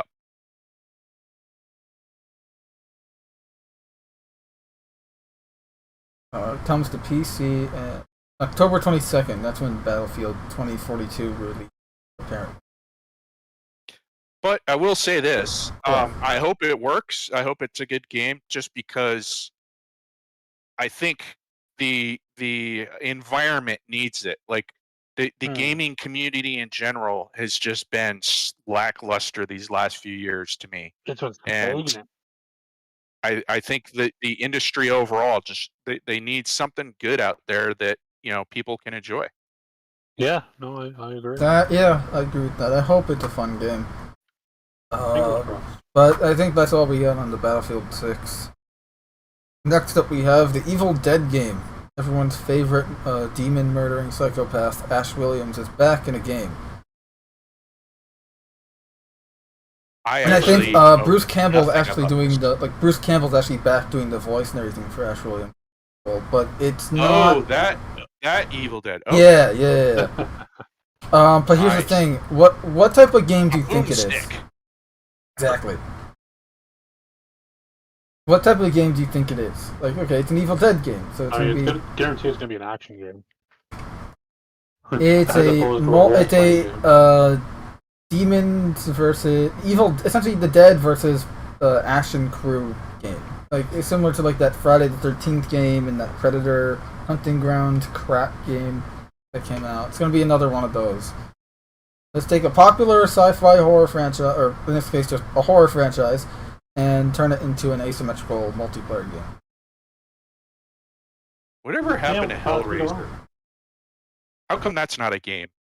Friday the 13th? Well, that Friday the 13th game where he plays, Jason, and you have running around other players, you have to kill them. So that's pretty much what this game is, except instead of one murdering psychopath, you play as multiple, and instead of... Hooray! And then we burn the two... So it's essentially a team deathmatch, but you're playing as characters from a popular horror franchise, which I personally love. I love The Evil Dead. Such a fun... The show was good, but obviously not popular enough to stop it from getting canceled. And the movies were just, like, camp and just awesome. As you said, boomstick. Yep. Good old 80s classic. I mean, it put both Bruce Campbell and Sam Raimi on the map. Yes. I mean, if it weren't for those movies, Sam Raimi never would have done Spider-Man. And Bruce Campbell never would have been in Spider-Man. Bruce Campbell did the voiceover for the Spider-Man movie game tutorials. His big thing was playing the sidekick on that Miami TV show. Burn Notice. I did. Yeah. Like Burn Notice. Yeah, Burn Notice was okay. It wasn't. Right, it Burn wasn't Notice. horrible. I forgot about Burn Notice.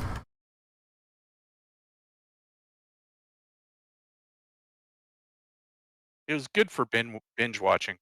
Yeah. When you just need some background noise going.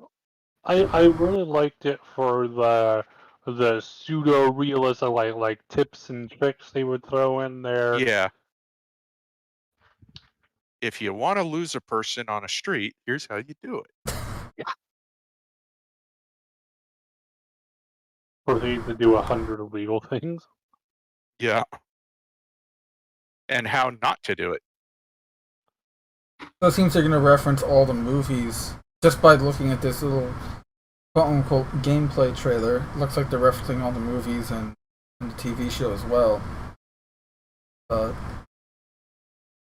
I don't know. I kind of prefer just like a single player campaign, or even like a co-op campaign game where you're just going up against AI over a multiplayer, where one side's demons, one side's Ash Williams and crew.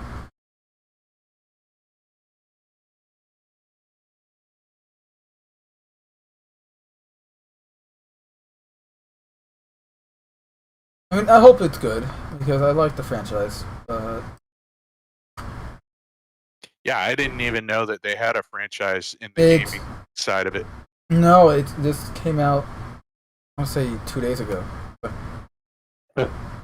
So Oh, okay. So this is the first game. no, I think they've done a game before. I think they've done a game before, Okay. but this game was announced 2 days ago Gotcha. during the Summer of Gaming event, whatever the fuck that is. Anybody into D&D at all? Somewhat. So not since we're just on the topic of games in general, Critical Role announced that they're going to be doing a season 3 sometime after the summer. No other information about like how many or who's playing what or where it is or when it is, any of that, but just That's after the hilarious. summer. Right as you mentioned that, the video up next is D&D Dark Alliance gameplay explainer trailer. Uh-huh. Again, whatever the fuck that is. Don't ask questions. The one I've been waiting to see is Baldur's Gate, but then the way that they're going about like doing the kind of like secret release for insiders first. Isn't it in like early access or something right now? Yeah. Baldur's Gate 2, right? I'm not a fan of the way they're doing it, and I'm hearing that they've got some problems with it. So I'm kind of. I haven't played, but disappointed. yeah. It seems like every time somebody tries to do a D&D game, they always like build in these weird mechanics that are kind of like what we're watching. These real flashy, like every time you swing a sword, it's got to have this like big magical flash streak, Right. or shoot an arrow. It's like, like it's very bright and colorful, but there's no. It's all flash, no substance. Yeah. Build on your words. Yeah. Also, the gentleman says in the chat. The gentleman says, "Evil Dead game looks like a streamer's game," which I assume means like a game that like your typical streamer guy is going to be playing, but it's not like a real. Like it's not a game you'd be playing, for fun, when you're bored or to have a good time. Yeah. Well, I mean, if you can't build a base and defend it, then what's the point in playing, right? Exactly. But there's so much they can do with an Evil Dead game. It seems like they always make these games with this like overhype flash, and it's like, just create the sandbox with the D&D mechanics and let the players create the fun. Right, like, that would be amazing. Especially because then you can do. Also, that's another thing, is they're limiting themselves with just sci-fi stuff, because there's a lot of fantasy stuff, because there's a lot of sci-fi D&D as well as fantasy stuff. Yeah. And I would love if they did something like that, where players can then use this as a tool to create their own D&D type stuff, and it doesn't have to be just a fantasy thing. It can be sci-fi. It can be sci-fi and fantasy, and you've just expanded your market. Yep. That's one thing that I've liked. That's one reason I've stuck with Arma for so long, is because they've always with the included the editor tool, the ability for a player to make their own scenario. Right, like Zeus stuff. Yeah, exactly. A lot of really crazy shit with the Zeus stuff.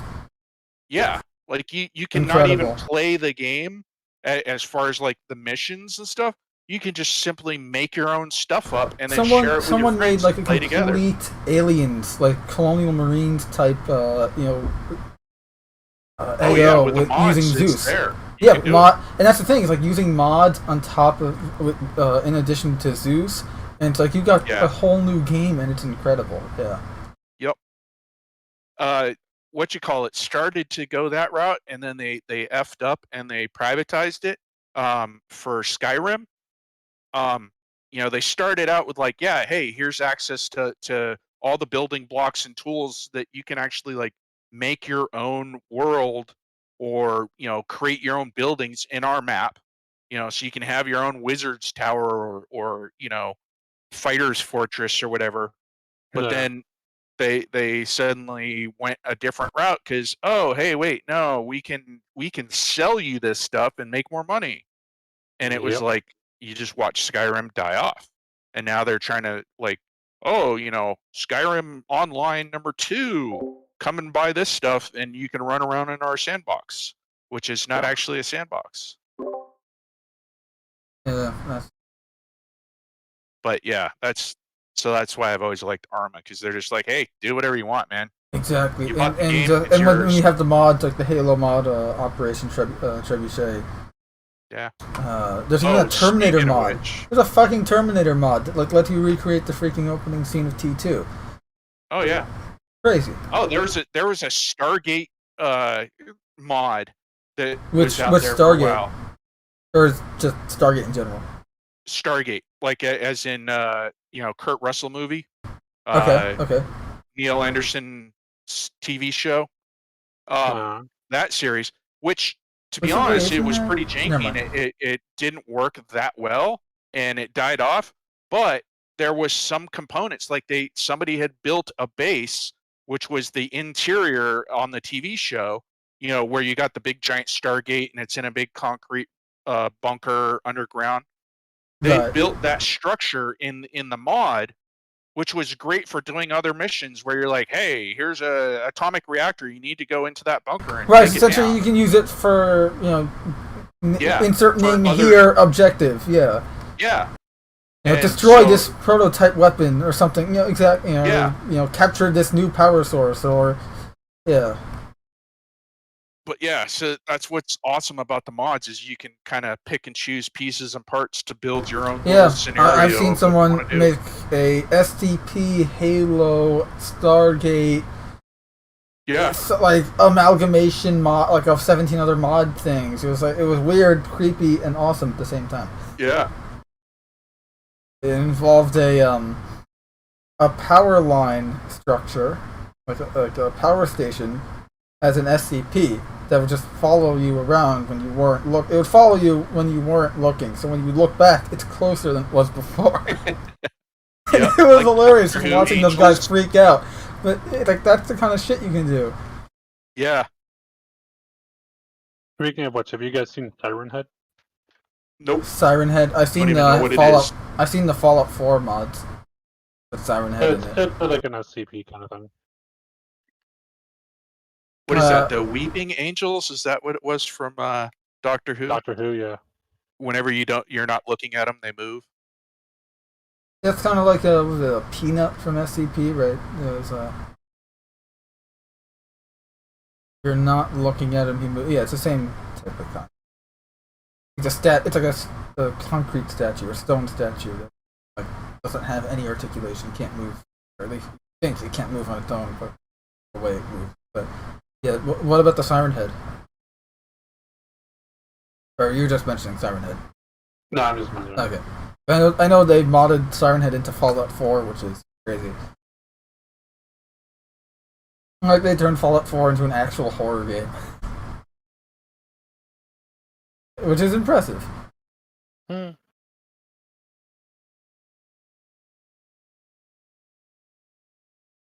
yeah, that's why I've been interested in what CIG's putting together, because I'm looking for that same kind of sandboxy, like, right. You guys basically just throw a bunch of stuff out there and let us. We're given tools. We're given the weapons. Now we got to make something. Yep. And that's what Cam and Data Knight did the other night with the tanks. Like, okay, turned off the comm array. We can just kill each other whenever we want now. Just start shooting each other with tanks. I mean, why not? No tanks, but no tanks. Ha! No, tonk, but no tonk. Tonk? Tonky tonk tonk? It's tonkity tonk tonk. Are those still around? Is Tonka or Tonka toys still around? I don't fucking know. I remember them, but I have no. I remember, but I don't know. Sorry, that's how my brain works nowadays. Squirrel! Squirrel! Kill with fire? Kill with fire. Wasn't it in Futurama they have steel in Futurama's Tonka Tough steel? I don't remember. You will. Alright. By Not the if way, I we have mentioned to say. Halo a lot. Did you guys see the supposed leaked images of the Halo TV series? No. I saw the link you put on, but I never actually went into it. So I have it up How on the bad screen was it? now. And It actually I don't feel looks like my life decent. will be enriched. It looks alright. Except It's for... alright. Well, okay, let me put it this way. Chief looks alright. Ha! Master Chief, thank you. Yeah, because fucking rank right. Did you just call me a was it a mud-sucking fish, Sarge? No, did you just call me a sorry sergeant? Isn't that why they always got pissed off? That's what I was told when I was in jump school. Was never call him Sarge because that's a mud-sucking fish or something like that. Anytime I ever heard anyone dare to utter such a thing, it was usually just a, what the fuck you think this is, the Marine Corps? Oh, I ain't your fucking buddy. Yeah, so if anyone doesn't know, the Halo TV series has quite a history of failing. Fucking up. And fucking up. It was initially announced alongside And Halo down. 5 back in 2013 at E3. It was supposed to, I think, air the same, on release of Halo 5. It eventually just went dead for 5 years. It was then announced that it was going to release in 2019, September of 2019 on Showtime. Then got pushed back to September of 2020 on Showtime. And then, 5 months ago, they said, nope, it's going to be first quarter of 2022 on Paramount Plus exclusively. So, what could possibly go wrong? Since then, we've also got, casting announcements and character announcements, pretty much... Let me put it this way. This is going to be an alternate Halo universe. This is not going to be canon. This show's already not canon. It's already looking like someone's bad fanfic. But assuming these are real images and not just complete CGI or something, Chief looks decent. Hmm. Kind of like an amalgamation of all of Chief's different armors over the years. come on, Mando, it's Master Chief. Yeah, I get it fucking right. Sorry. Sarge.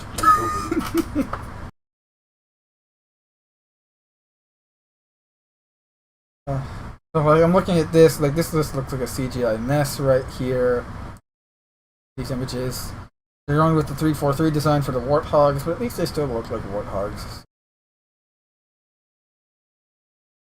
The prophets look a little weird, but that could just be a lighting thing. But why is their skin... Or why are their ears so small? They usually have Don't ask questions. draping ball things. You're asking questions. This show is obviously not for you. Yeah, right. Yeah. Please move along, Fucking sir. dare you. The image from the Star Wars show. It's time for you to leave, sir. Oh, speaking of Star Wars, Oh god, no, the, no! Really? the latest show that they got out, the what is it, the Bad Batch? I'm actually kind of I was surprised. It's not bad. It's not a total fuck up? Yeah. Yeah.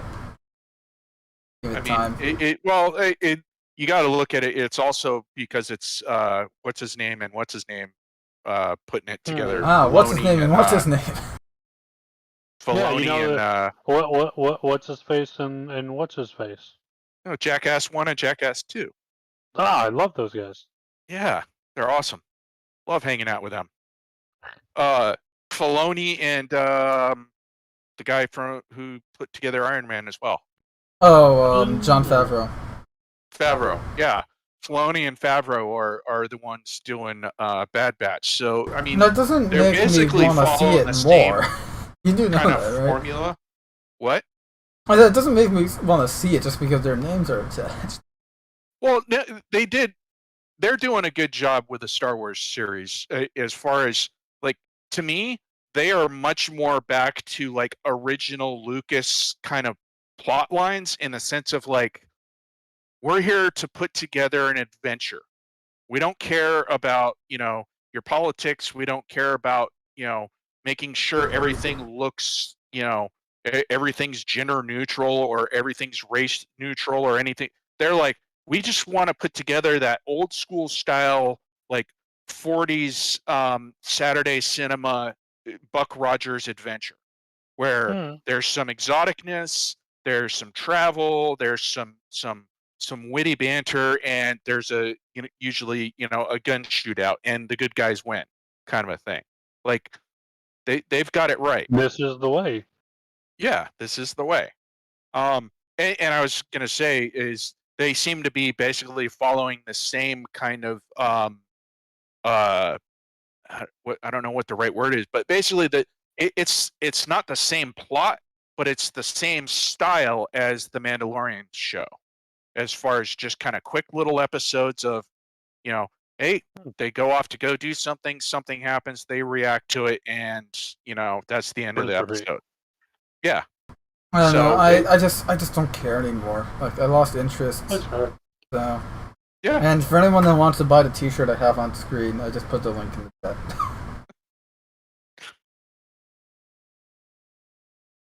That's what I like about you, Mando. You're always so positive. I mean, to be fair, I'm right there with them.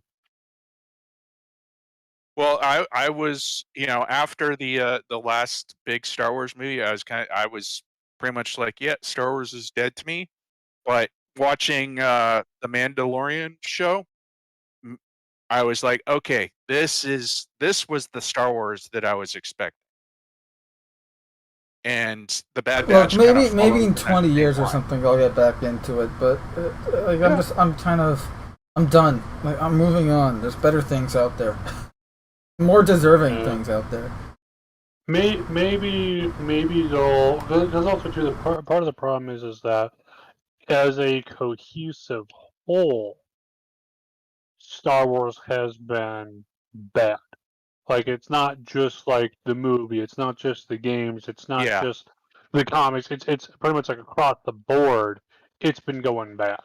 Yeah, yep. And that's the things I was.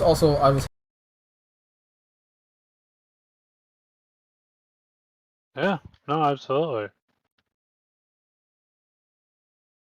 Hey, they just threw it. They just threw it out like fucking trash. Oh yeah.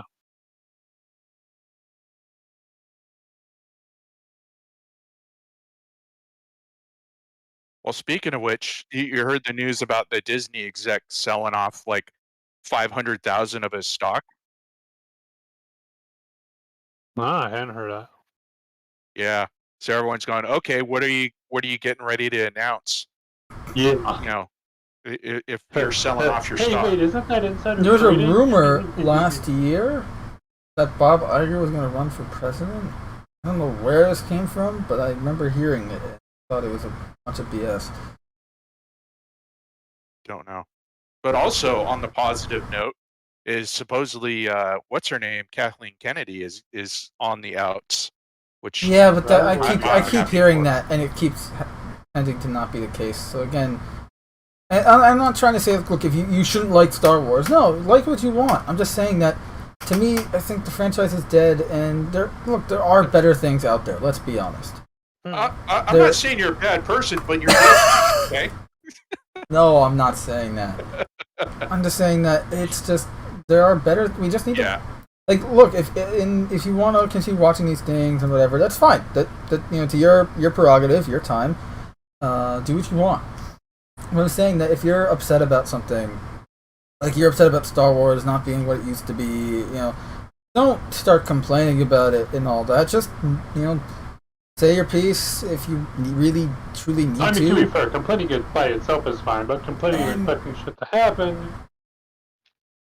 Nothing. But just honestly, just move on. There are better things like Star Citizen and new IPs and new ideas being created that are more deserving of your attention and money.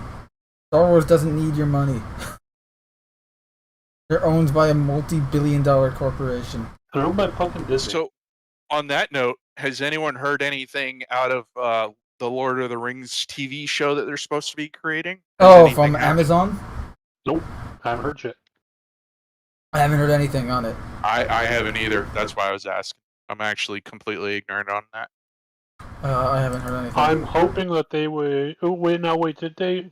I thought I heard somewhere, and correct me if I'm wrong, I thought I heard someone saying that they actually got Peter Jackson to direct it. Is that right? I don't know. All I know, well, while on the topic of TV shows, Prior to The Hobbit, I would have been thumbs up, but after The Hobbit, I'm like, I don't know, man. You really fucked that one up.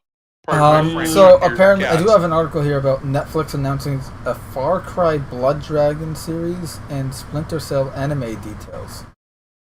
Okay. Well, hold the fuck up. Do you fucking say can I get a ruling? Splinter Cell anime?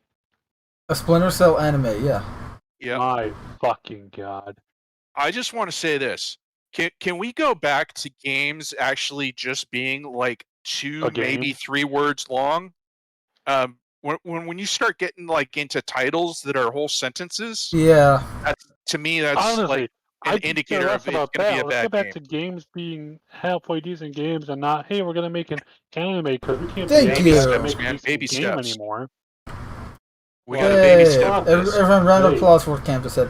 But yeah, apparently Ubisoft is working. Shorten the names, then we get good games. Yeah, Ubisoft is working. No, I say the other way around.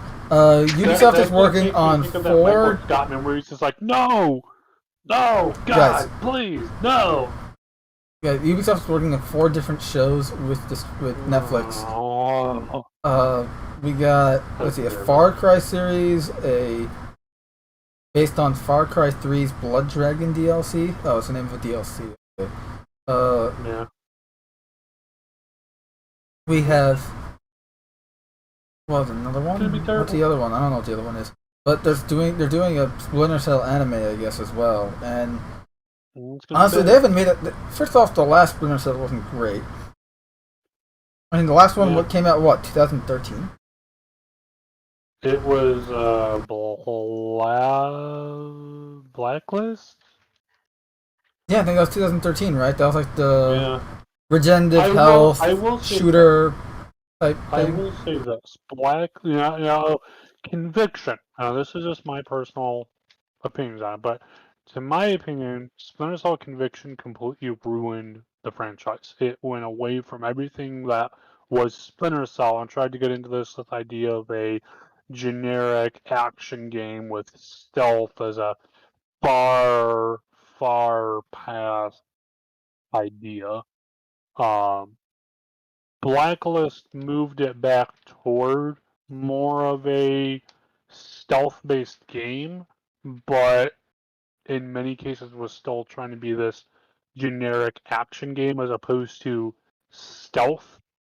Now, like where you're okay. Hey, try to get through the level. Try to get through the level without going and killing anyone, or even trying to not attack anyone, slipping past all the guards.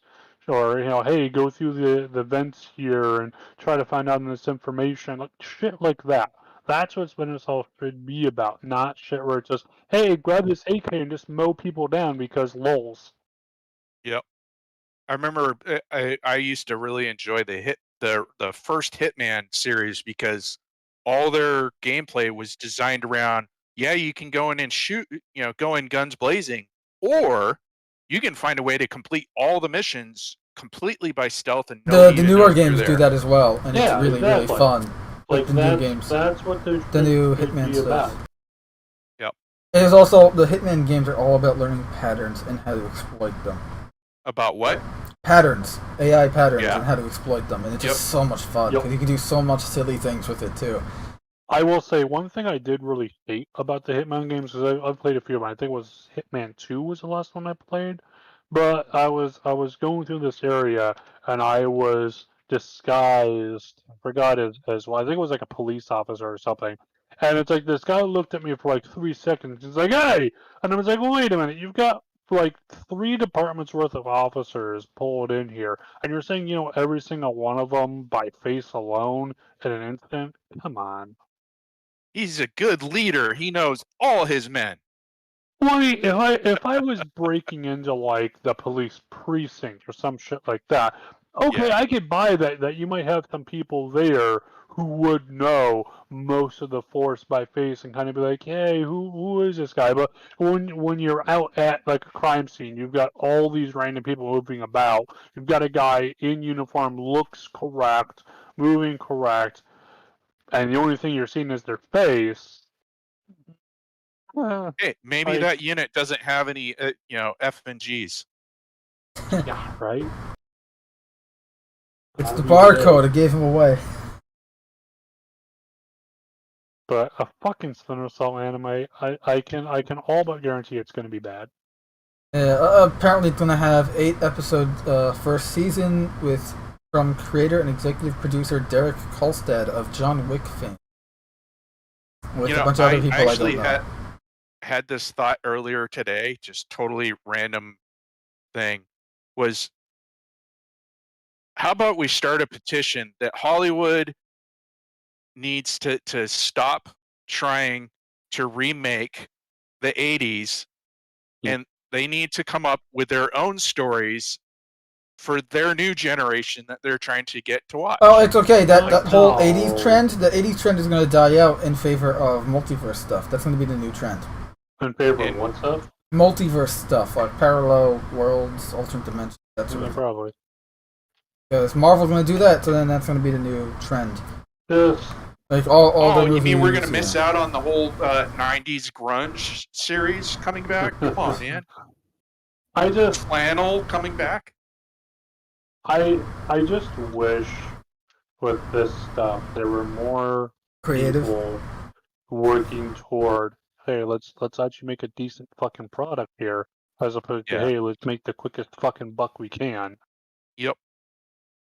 Yeah. I'm Like, in I get absolute it, money's agreement with that. important, the world runs on it. At the same point, come on. Well, you also gotta remember that what people are what seems to have been lost somewhere in the last like 10, 15, 20 years is that Professionalism? businesses seem to think that the only way to make money is to turn profit instantly, and Yeah, they've it's all about that lost sight of the short term. fact that if you just make a really good product and you stick with making that product really well, people will come banging on your door shoving Look money at in your Star face. Citizen! Look at Star Yeah. Citizen! Look at Star Citizen. You know what? Look at the anthem. older Halos. Look at the Master Chief Yeah. Collection. People are flocking to the Master Chief Collection. But with Halo Infinite, it's free to play multiplayer with monetized cosmetics and customization. It's not going to go very well. At least I don't see how. At least not with Halo fans. Maybe it'll go well with the market that likes that sort of thing, like the Fortnite type games and your Apex Legends and what have yous.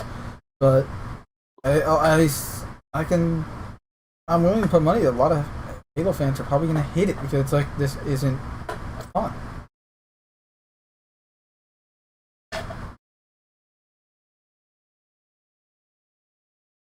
To end this article off, they're talking about how Netflix and Ubisoft are already in partnership in the goal of creating an Assassin's Creed TV series. Right, TV universe. I heard some rumor last week that Netflix is thinking about trying to become a gaming platform. Yes, they are. Oh god. No, they are. That's bad. It is not a rumor. It is actual fact. I have the article somewhere, but not on hand. I will definitely put it in the comment section when this is no longer live. And I'll add a timestamp to whenever this was. Thanks, Telium29, and sorry of butchering that. I just saw he had it. Favreau's and Filoni. Well, I think it's Favreau, but yeah, probably autocorrect. Favreau? With him. It's close enough that I recognize it. Right. What else is this? Guilty Gear Strive for you fighting game guys. Going to be Steam. Oh god. I guess they're gonna be on Steam day one, and supposed to like going on console and then Steam. Read this article yet, so I don't know.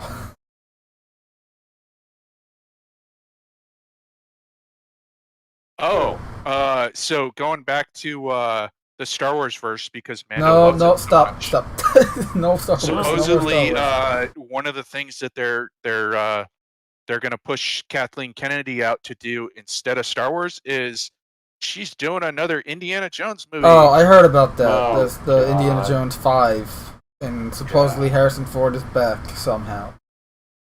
I Because bet they you must have bribed CIG him his with like ass. $10 million to get him back on set. I feel bad for him.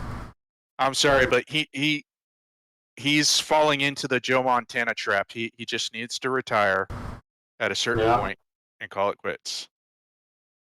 No, I do agree. No more Star Wars. We're done with Star Wars. All right, I'm done with Star Wars. I don't no care if more you like Indy. it. I don't No, care if you still you like it. I'm done with it. So we're stopping. Oh, I thought you were talking about Harrison Ford. No. If you want to take Indiana Jones, that's fine. Just Star Wars. No Star Wars. Indiana Jones is fine. I mean, that fourth one was crap, but. No, let's go find what's his name who freaked out and went crazy. Oh god, Indy Jr. Shia and make him LaBeouf. into Indiana Jones. Yeah. Wasn't he the same kid? Yeah, from Transformers. He was the same guy Yeah. from Transformers. He went all crazy and was like living on a street corner. The Just Do It, all that messed up. Yeah, that was. Wow.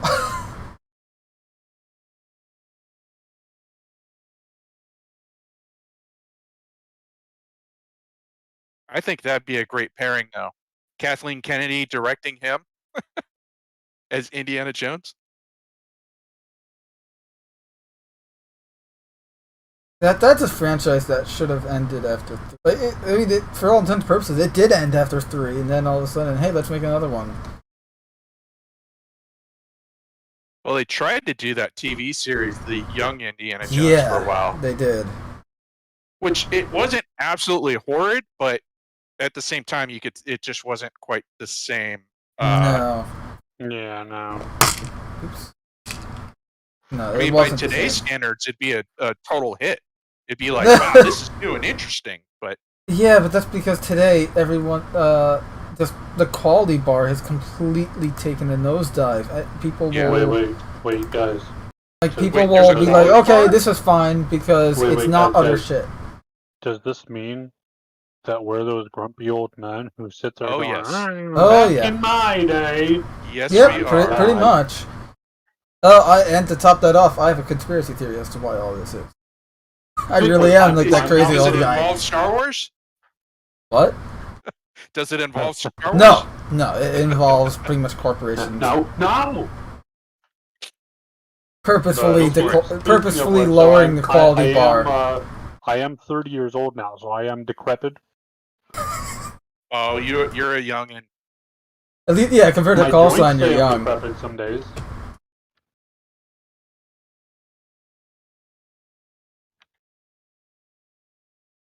So are you gonna unload your conspiracy theory? Oh, you mean the behavioral modification where corporations are trying to lower or purposely lowering the quality bar by pumping out shit that they know is crap. We know it's crap, but people are sucking it up I anyways. thought you had something new. That's been around. Yeah, They've been doing that for everyone knows I that. know. It's not. The thing is, I can't actually quote unquote. Actually, I can prove it, can I? But yeah, I've been saying it for years. I just under various names. But it's pretty much here. Let's lower. It's essentially let's pump out crap, and then this way everyone's been grinding crap for so long that they see something that would be mediocre at best, but they take it as the best thing ever because by comparison, it is. Which is unfortunate because it is still mediocre, and honestly, we should be advancing art and writing and all this sort of stuff. It shouldn't be declining. That's basically like going back to people go like, how did the Dark Ages happen?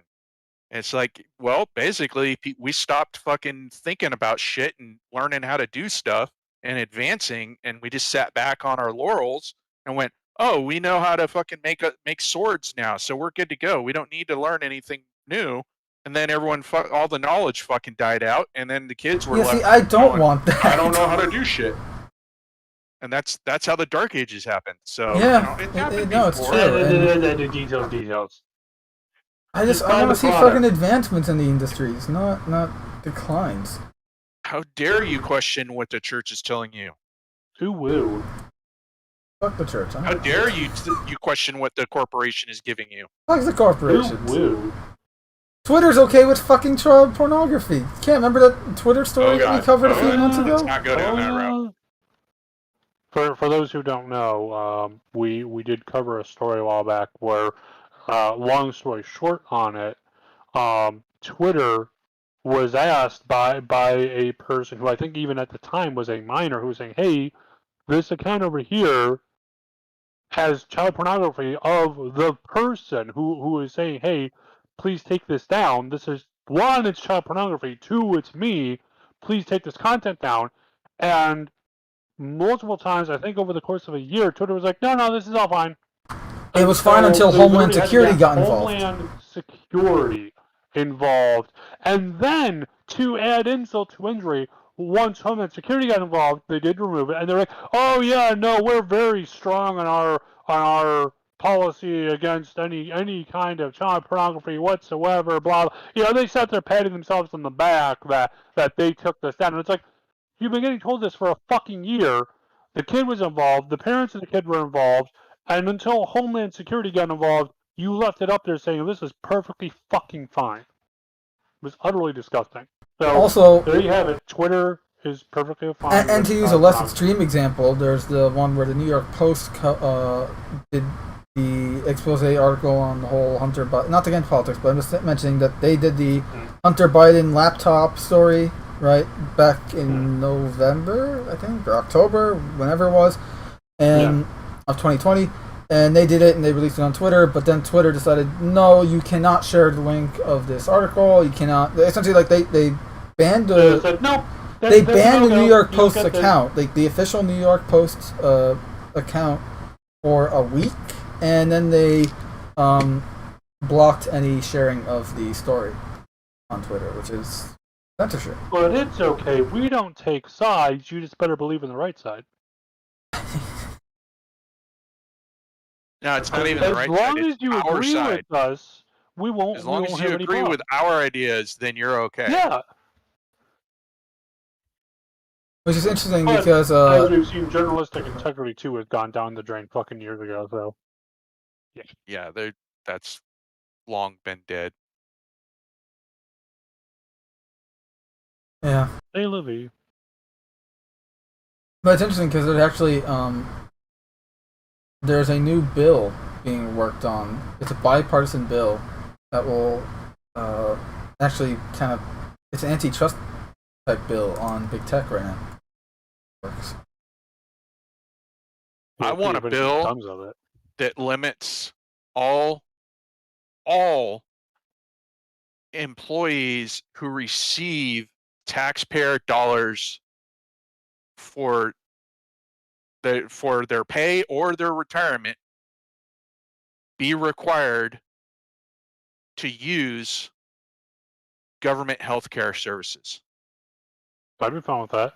And it would have to be, I would say even better, limiting it to government health care at the lowest level. Yep. Meaning no special ranks or positions. Because I wouldn't want them to see like, oh, well, we've made this special super duper elite plan that these people over here can have, but it's mostly for us. It was proven, Duckworth. Yeah. Yeah. The reason she came out and said that everything's okay with the VA, it turns out after the fact they found out that because she's a government, because she's employed by the government, i.e. a senator, she gets a special code attached to her file, which basically means she gets, perfect customer service every time she deals with the VA. Of course. Yeah. I had whereas my comrades will go and fucking die while they wait for services. Oh no, this is my own experience dealing with a VA. I had skin cancer. I put in a request saying, hey, I need to go see a skin cancer specialist for this. You know, let me know what I need to do. And so a Yeah. couple months go by and I get no response. So by month 4, I start saying, hey guys, what's What the going on? And fuck? I start Can you calling give them me a on response? yeah. So at 6 months, they're like, still no information. I finally just got to the point where I went into their main office and I go, look, I'm going to start calling you every single day, asking Yeah. you what's going on until you give me a response. Yeah, like what the And fuck? it This is still your entire took, fucking job. it took 9 months to be able to go see a specialist. Damn. So I do that. I get treated. It is skin cancer. About a year later, another instance of skin cancer pops up, and I'm just dreading the process I'm going to have to go through. But I call them up and I go, hey, I've got skin cancer. I need to go see a specialist again. And they're like, okay, yeah, we'll contact you. I go, okay, well, I'm just letting you know right now, based off my previous experience, if I don't hear from you within the next month, I'm going to start calling you every single day until I get a response. And they're Fuck like, yes. no, we're going to get to you. 2 weeks later, I get a phone call. They are freaking the fuck out. They've got me scheduled that afternoon to go see somebody. I'm like, okay, yeah, I'll drop everything and I'll do this. Wow, this is the best service I've ever had.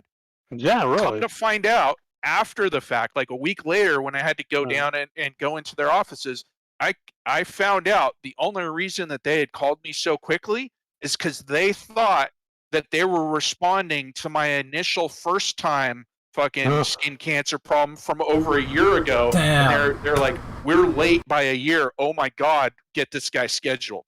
That's the only reason I got that quick treatment. Is because they thought they had already fucked up. And they don't see a problem with this system. No. Yeah. Well, the problem is that the VA, as with many things here, is being run by bureaucrats in this case of the political style, which it's like, well, hey, these soldiers have already given to us. We've already, if you look at it in terms of the bank, we've gotten their money, so to speak. We've gotten our shit. Oh, it's time for us to give something back. Ah, fuck it. We'll get to it. Never. Yeah. Who gives a fuck? We already got ours. It's not that's the government in a nutshell. I constantly correct people when they say, "Oh, the VA is a healthcare system." No, it's not. Bullshit. It's a management system. It has nothing to do with healthcare. It's about managing bureaucracy. How can That's we all it is. manage it to provide the least amount of service possible? I would be 100% okay if we were to completely do away with a VA and just make all vets go to private doctors and the government pays the bill. Oh, absolutely, because now you actually have choices of where to go. Now services are actually getting done. The government would just sit there, and you know what would be really funny? You would probably have, well, one, because of course it's private service, you would have a much faster turnaround time. So vets would be getting service a lot faster.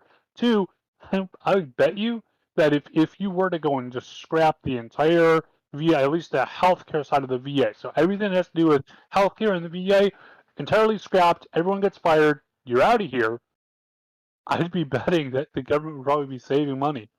Oh, it would. On it.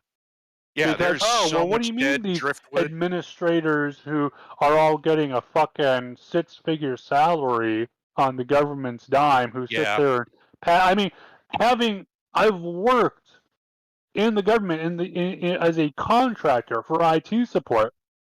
I've dealt firsthand with civilian government employees.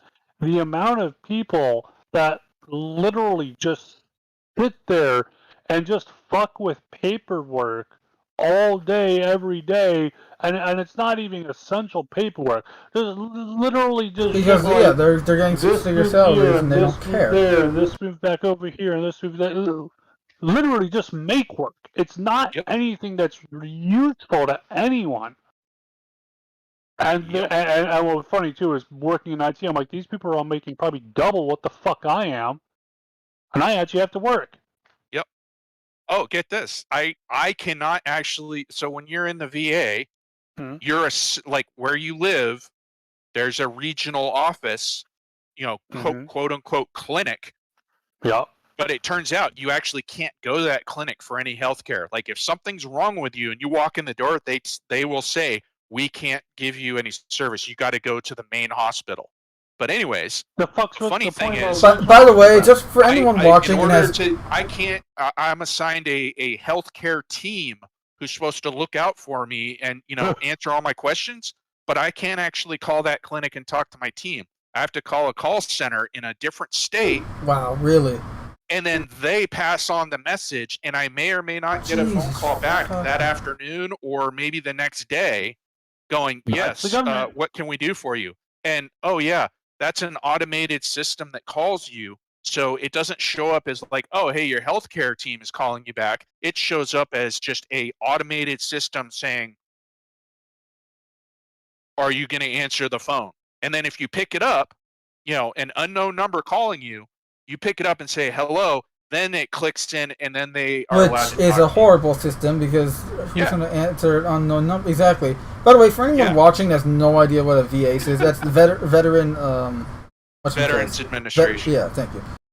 Yeah. But, U.S. Department of Veteran Affairs and Veteran Administration. It's a broken. It's a broken system, evidently, but it's supposed to be a veterans healthcare. Yeah. I stopped going to them a couple of years ago because it was basically pointless. They weren't. I'd recommend Oxford. Service. Actually, I'd recommend Oxford as your healthcare plan. The what? Oxford. There's a Oxford. It's a healthcare company called Oxford. Oh.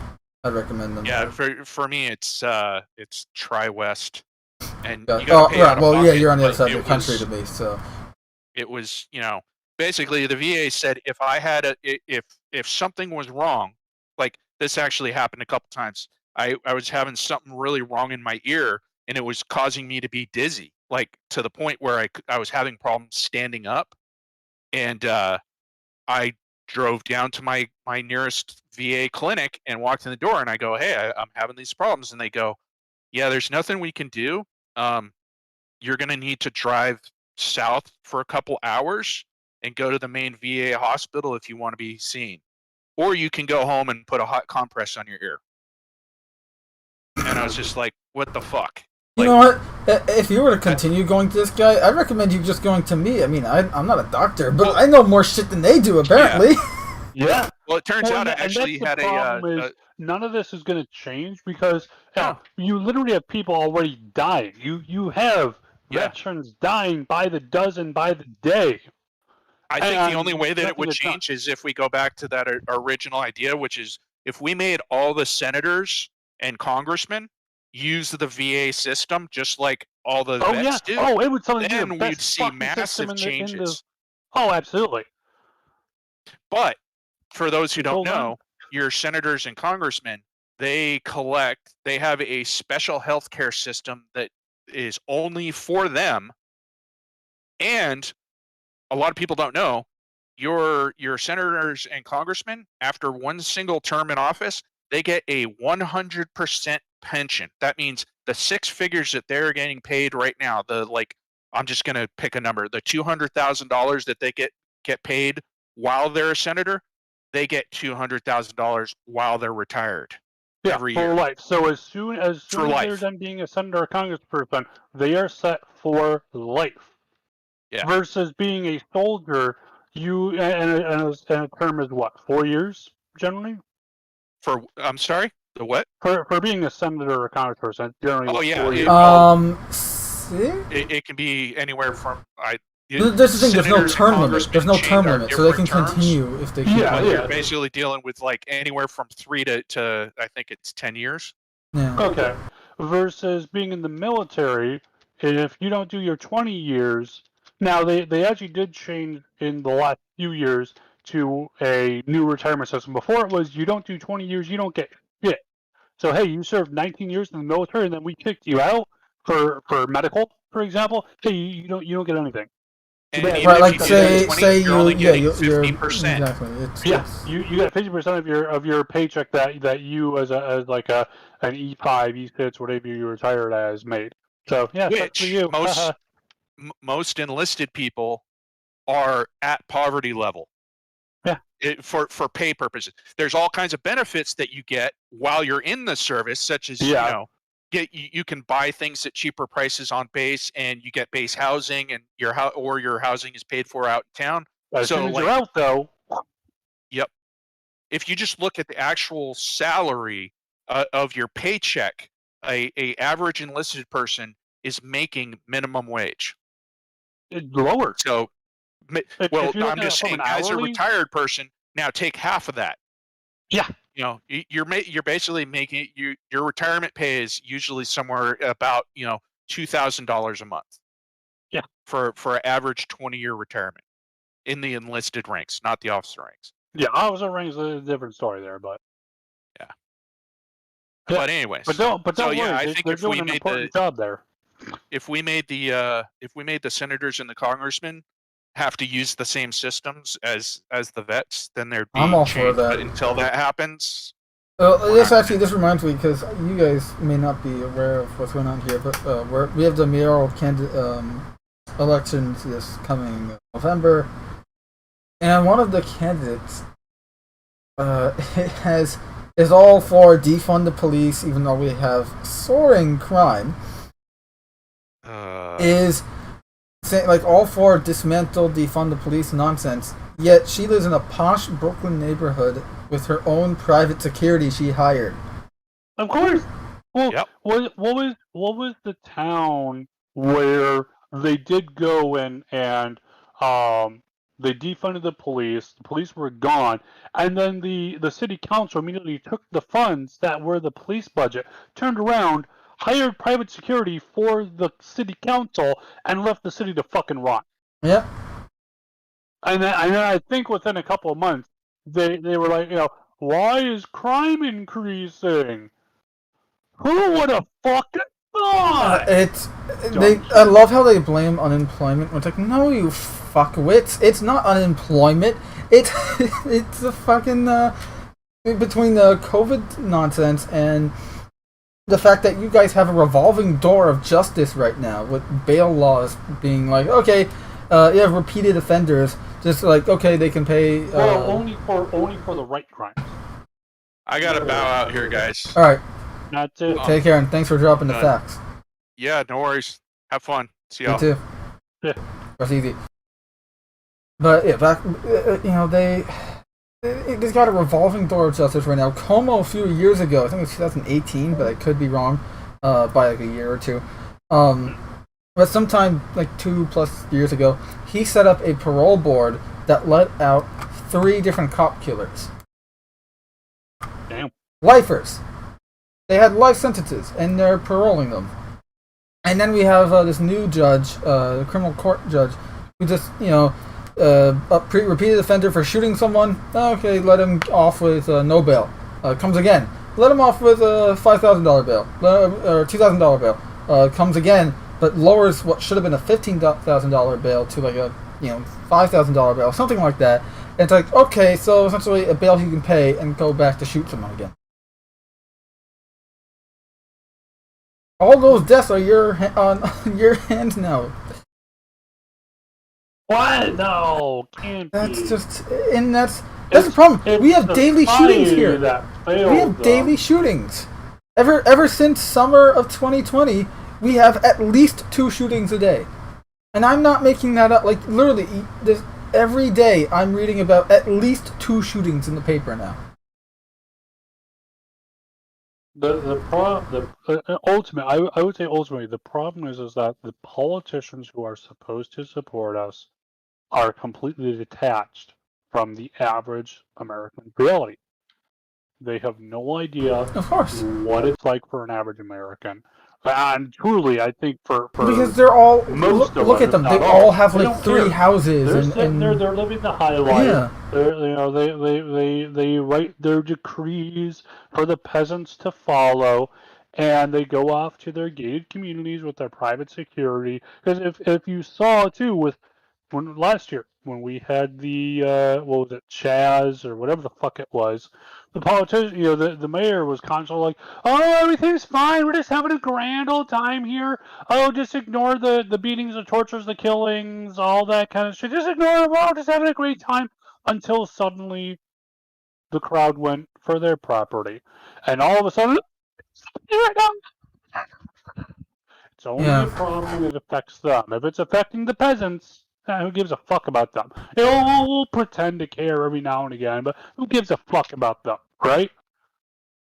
Yeah, and we already mentioned. That seems Well, to we be- were talking about this off stream before, but the whole thing with Como, my great. I always make the joke. We here in New York, we've got a competently incompetent, and a Marxist, and you can, essentially pick and choose which one that belongs to, like whether it's our current mayor or to our governor, because it works. Like both work for both. But he killed thousands of old people by sending COVID patients to nursing homes. But it's like, By the way, my grandfather, who at the time COVID started here in New York, was at a Methodist home, still recovering from. He's still recovering, but he was at a Methodist home recovering from his stroke, and we moved him out in, I want to say, like early April, if not. Yeah, I think early April, right after cases in that Methodist home started piling up.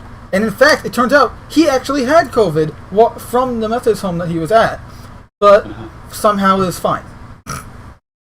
I mean, it affects people different, and it depends to how. Exactly, but my point is that yeah.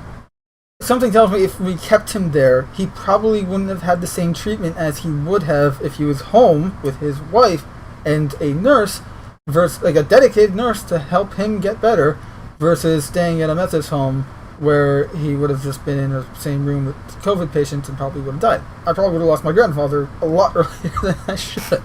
That's not right. No, absolutely.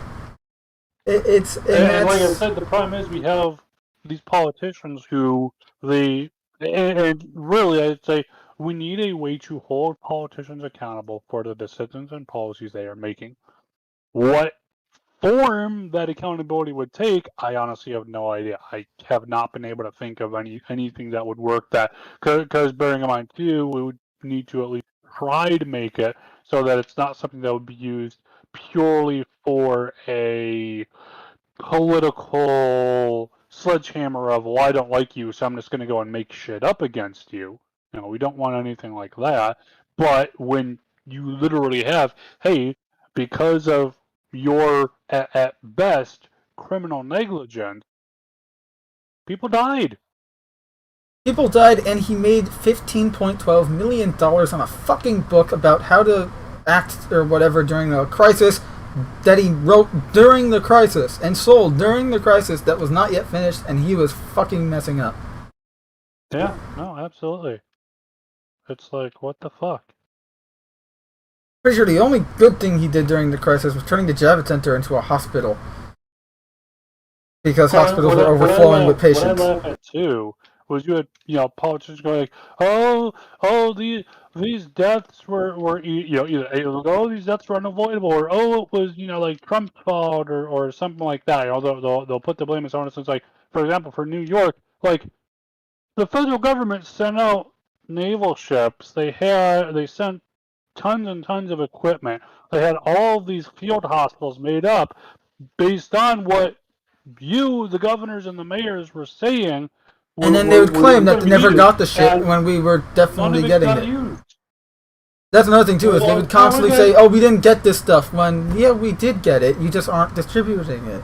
Why aren't you distributing it? You did not utilize it. You say, well, we didn't get it. No, it was sitting there in your fucking backyard. You had every access to it. You just decided not to utilize it. Not to mention every time the Center for Disease and whatever, the CDC, yeah, every time they make a new rule or something, whether it's vaccine related or no longer need to wear masks or stuff, here in New York it'd always be, okay, we're not going to do that because we have to check the science, and then it's like a week or two later we can finally do what everyone else has already been doing. Just like Not, and I don't mean to get into the whole like the vaccine is, I mean, why not? But the whole vaccine, like, oh, wear a mask. Let's be honest, the mask. It's not just a mask, but the masks people were wearing aren't even going to stop airborne. Like, aren't even going to stop like Not going to stop the common cold. So yeah, it's not. There are certain types of masks for certain reasons, and the masks that everyone was wearing, especially like regular cloth masks, like those aren't going to do shit. They provide a false sense of security. That's what they do. The only thing that the cloth mask would do would be to go and catch any particles of like liquid particulate if you were coughing, so like mucus. Right, but it's not going to prevent anything from going in. But that's not going to stop any actual free. If you are actively a carrier, or if someone else who is a carrier comes up and they cough on you, and you actually have virus particles that's not contained in liquid, that's going to go right through that shit. Yep. One way or the other. Not to mention the fact that, again, it's only your freaking mouth and nose that are covered. It's not your arms or your face or your. Well, I mean, among other things too, like how many people actually went and were like, "Hey, let me go and wash off my smartphone that I touch all the time when I'm in the bathroom, when I'm." Personally, I wash that thing every day, but. Yeah, exactly. Who else does? I'm a fucking freak. I do all that sorts of weird stuff. Belt that they wear every single day. It's called good hygiene. You're supposed to wash things. You're supposed to, like, they make, take a Clorox wipe and wipe the doorknobs of your apartment or whatever. That's smart. They're just once a month even something. Like they make that shit for a reason. They didn't make it just for the vaccine. I've been using that shit for years. Yeah, I was pissed off how for the vaccine, for the COVID-19 stuff. I mean, look. That being said, it is nice to see the city finally opening up again. I went for a nice walk, I went for a nice 3-4 hour walk today, and it was nice to see people not wearing masks for once. Yes, that is definitely nice to see. But it just still sucks. Like there's still a lot of restrictions. Really not to even make fun of it, but really, at what cost? Yeah, and that's another thing too. And I don't mean to belittle anyone that's had the virus. Let me just put it this way: this is my experience. I'm just explaining my experience with the virus so far. I'm not saying anything else other than that. But everyone because I haven't had it, but my friends and my family that have had it, I've seen them all sicker. I've seen them all in worse condition, and the worst of them to have it was my uncle, and he pretty much described it as like a very, very severe flu. Honestly, I'm pretty sure I had it just because for a couple of days back in mid-2020, before we really knew all of the various symptoms associated with it, I lost my sense of taste. Right, and that was the only consistent symptom that I've had that I've seen my family and friends have that had contracted the virus was a lack of taste and smell. I didn't feel unduly affected. I may have been a little bit more tired than normal. Yeah, that's another one too. The three consistent symptoms were like the fatigue, right, like being tired all the time, and loss of sense of taste and smell. Aside from that, my mother was still working. My mother was just like, okay, I'll just work from home. Like, I clearly have it. Like I have no sense of taste. I'm a little more tired than usual, but I'm going to continue work. Like, it didn't stop her from working. She was working at home instead of going to the office. Yeah. That's how much it affected her. Not to downplay, obviously people... And again, I don't mean to downplay, but it's like... People did die from I think a lot of... average person... I think a lot of people are... It's all psychological. I think that... Or at least it seems that way. I can't say that for a fact, but it seems that way. That it's all like, okay, you're building it up with fear porn, where it's like, oh, it's going to be like it's deadly virus, and we have to essentially shield ourselves from the world, or we're gonna die. And that people then reminded of it daily to remember we were in a and then when people finally get it, it's like, oh crap, I have the virus, and they freak out, and anxiety and everything makes them think, it's mind over matter type of stuff, I guess.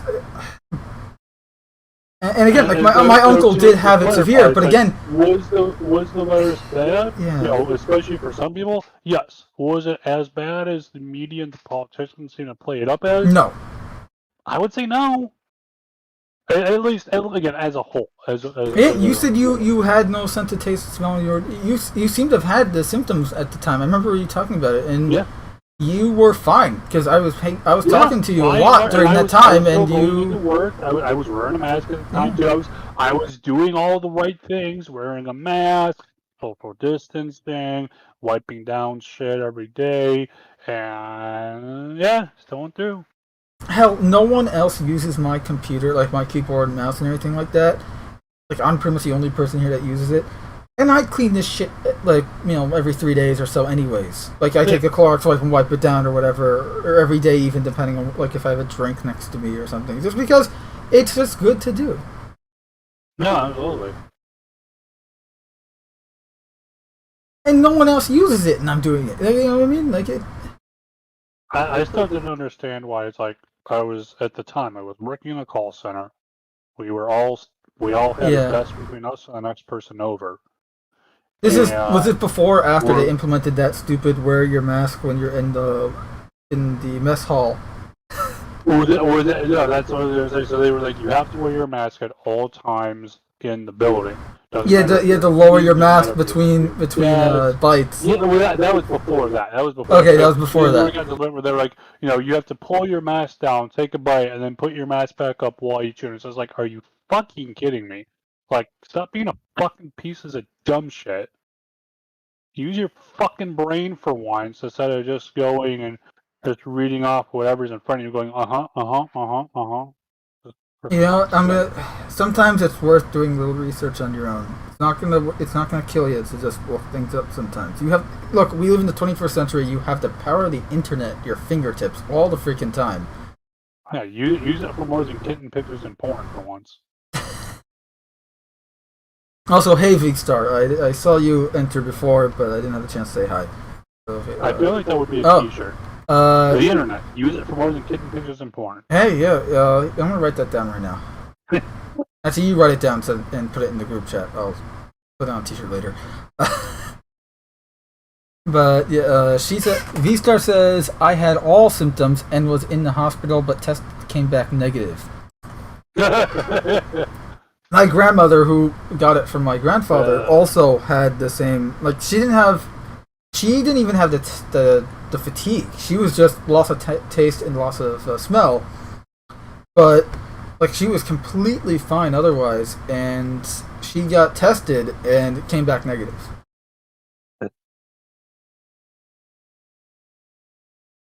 So, my father also, sleeping, in the same room, in the same bed and all that with my mother while she had it, got tested. He didn't have it, and he came back negative. Like, antibodies and all. So... Sounds alright. So, apparently, though, upon further, he told me that it was actually... he got tested again, and he's like, yeah, it was because my immune system was doing what it's supposed to. I told him rubbing it in much, but I don't have that. V-Star says, seriously, 3 weeks just lately. Oh, really? Just recently you were sick? Damn. Oh, damn. Sorry to hear that. I assume you're better now, because I see you in the chat.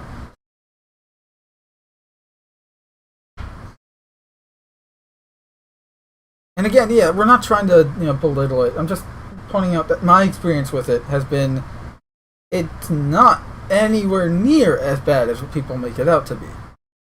And by people, I mean, politicians and the media.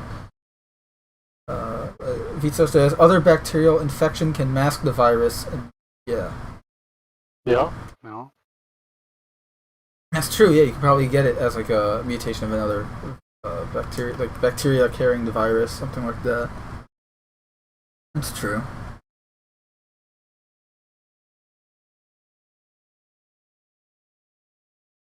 I mean, look, bacterial infections can mask a lot of viruses. Actually, that's something that no one They tells can you. even mask death.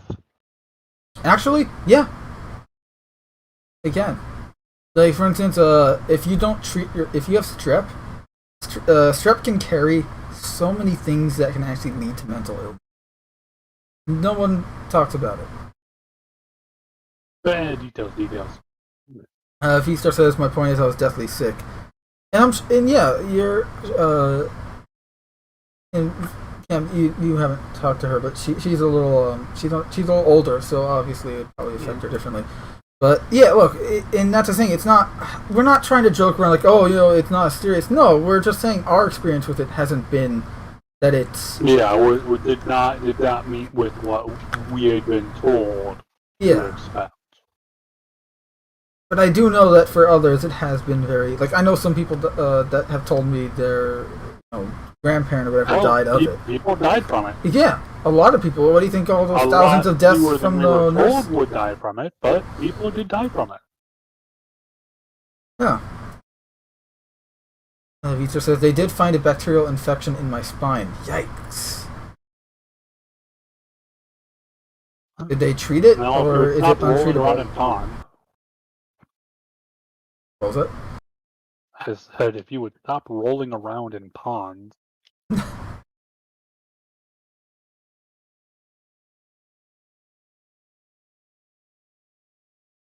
Awesome, that's definitely going on a t-shirt.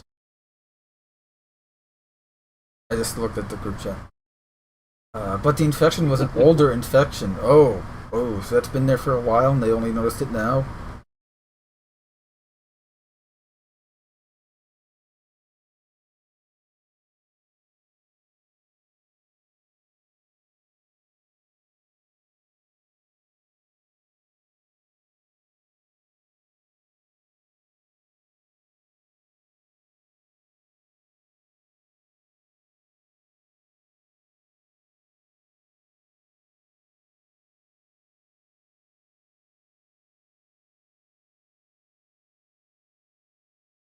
How do we even get on? Oh, right, come on.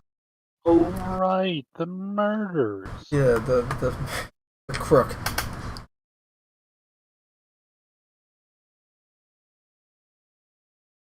He says, trust me when I say it didn't cause my almost death. What, the infection? Well, in that case, what did cause your almost death? Wait, now I'm confused. Did the infection not cause the almost death, or did the virus not cause the almost death? No, I'm just confused right now. Sorry. I thought you were Mando. I can be many things.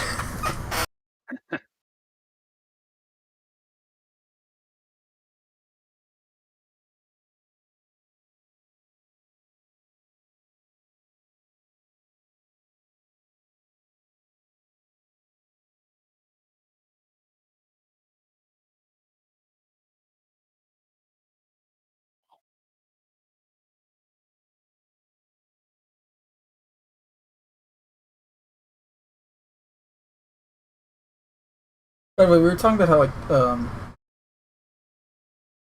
how was it everyone's a piece like all these different. Oh, you don't have the virus, so now I'm definitely confused. Well, that's good.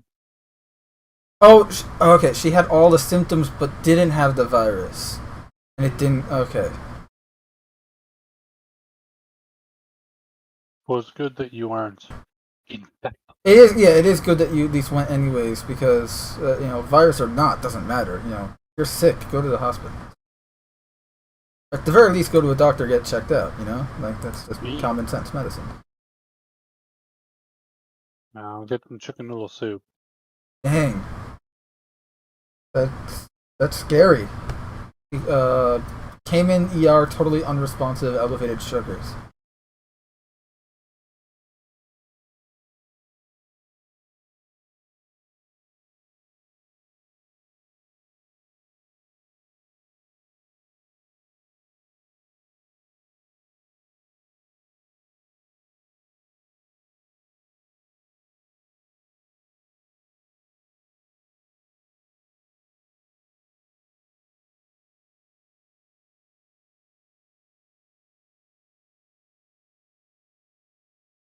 sugar's over 19,000.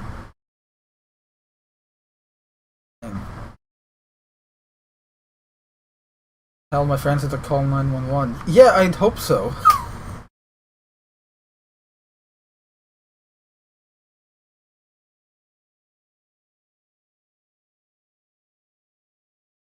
Well, shall we continue on?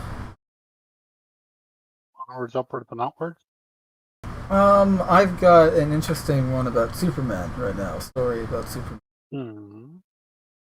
Oh, it's not the race swapping Ta-Nehisi Cote stuff. No, it's something different. Oh my. I know. My Adventures with Superman described as romantic comedy that has thus far tested better with girls. So, apparently there's a new Superman cartoon coming out, or out already, or something. And I assume this is a still from the cartoon. And it looks exactly like the... what's that? It's not He-Man, but it's a character from He-Man. Right? A female character from He-Man on Netflix or something. They have a cartoon. It looks exactly like that. She-Ra. Yes, She-Ra. It looks exactly like the She-Ra. You know what? I'm gonna...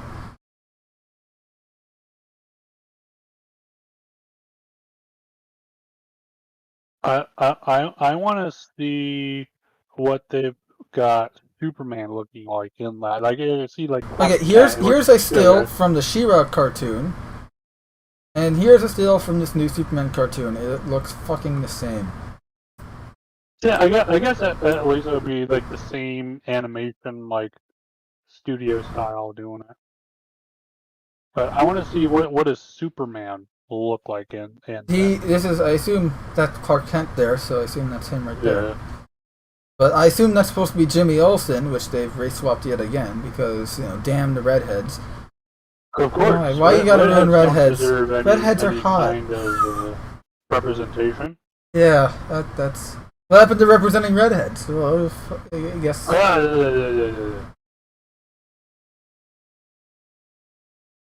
But here, according to Warner Brothers Global Kids, Young Adults, and Classics President Tom Ascham, fuck it, I don't care, recently divulged a number of new details about the upcoming DC animated series My Adventures with Superman, including how the series will be a romantic comedy inspired by Christopher Reeve's time as the Man of Steel and has thus far tested better with girls. How did any of that fit together in the same sentence?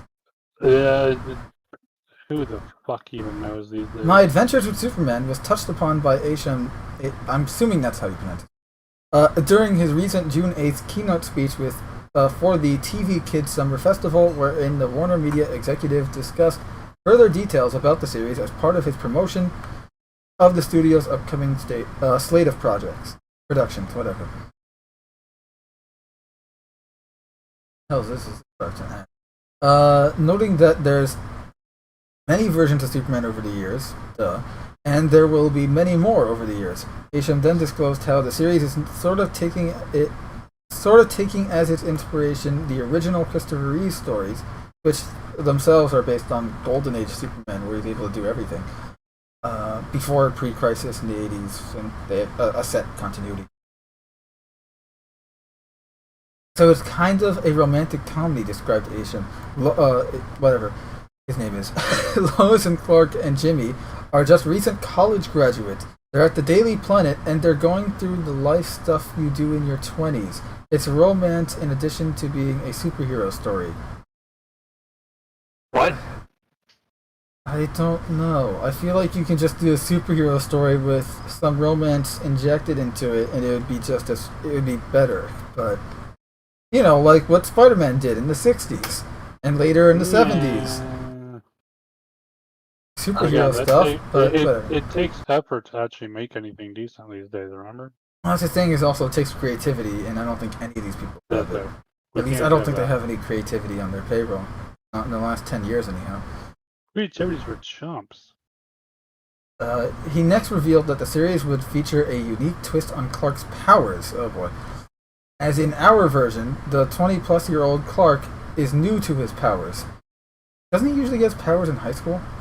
Or in some versions as an infant. Like he already has them. Yeah, it's usually as a young kid. So. Or at least as a young kid, yeah. Usually he gets, like, most versions, he usually gets different powers at different ages. So, like, you know. Yeah, but it usually starts, like, around puberty or something like that.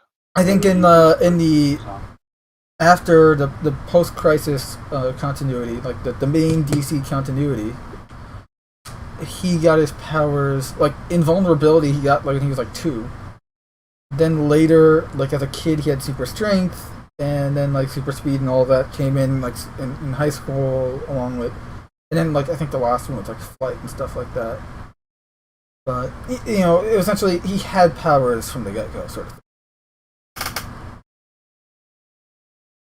Because he was already under the rays of the yellow sun.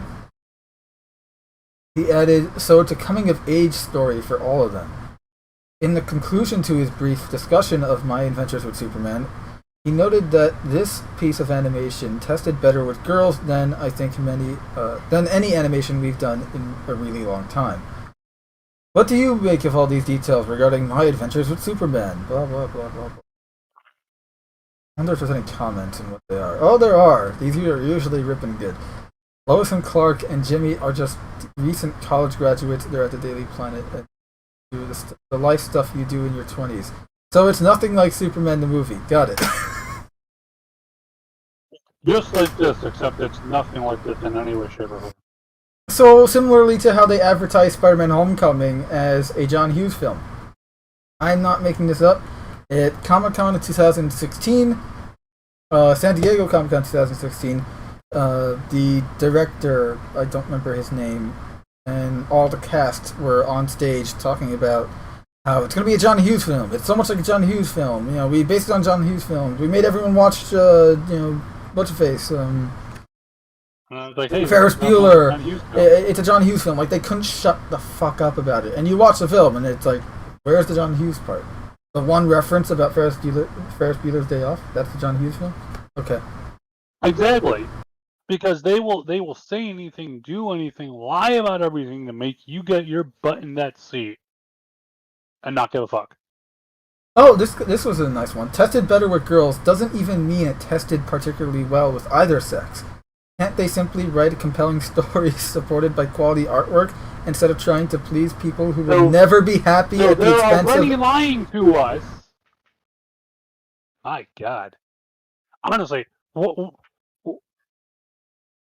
this one. Fantasy world do the people who write this shit? What fantasy world do they live in where it's like, oh, it doesn't necessarily... Yeah, what we said here is that it doesn't necessarily mean any substance to what we said at all. And so essentially we just completely lied to your face. But ignore that part. Just buy our product. For fuck's sake. Yeah, it's...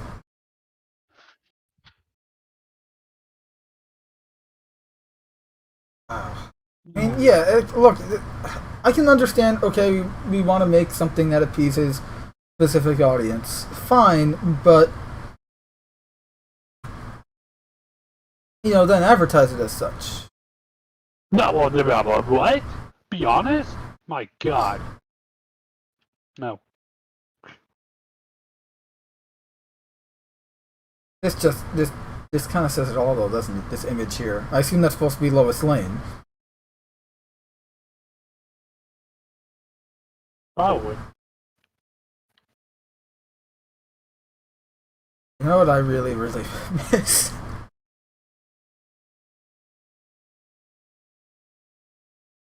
You know, have you been watching the Superman, the new Superman show, the live action one? I have not. Honestly, I haven't watched any Superman shit since back in like the Smallville days. Well, you know what? I don't hate the Lois Lane on the new Superman show, but I will say this: I miss hot Lois Lane. What? No, she's supposed to be a Well, frumpy, no, you in know. the new show, Lois Lane's a lot older. Like this is her in the new show. Like it's like Okay. she's a mother. Yeah. Like here's a still from the show. Like she's a little older, but I miss Smallville. She was smoking.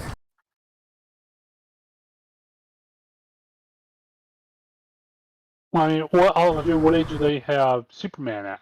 Unless they're going with like They weren't Superman they just like never aged. teens and then later on 20s, right? In Well, oh, in the new show, Well, yeah, their yeah, yeah, parent that's what I mean. in the new In the show, new show here.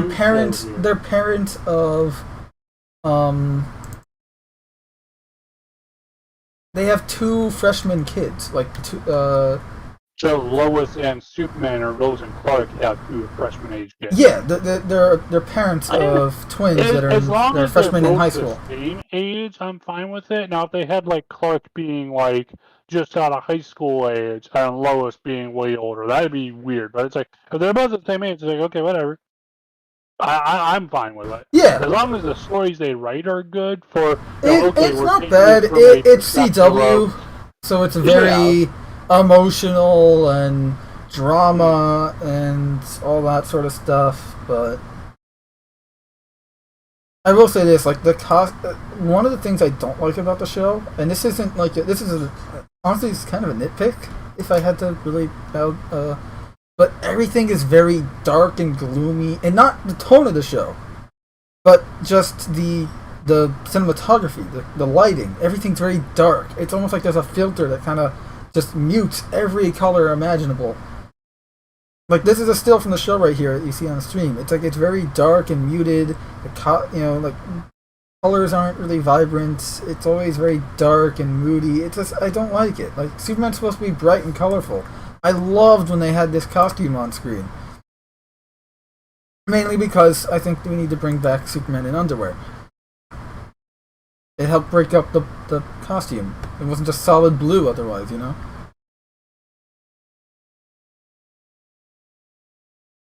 That's what we need to start. We need to start a petition that brings back Superman wearing underwear on the to be outside. fair, you know why he wore shorts over it, right? Right, whereas what, the external underwear you mean? Oh, it's not underwear, it's shorts. But Why? do you know the actual reason why they did that in like the original costume? Maybe? No, why? So originally it was based off of like a wrestling costume, Okay.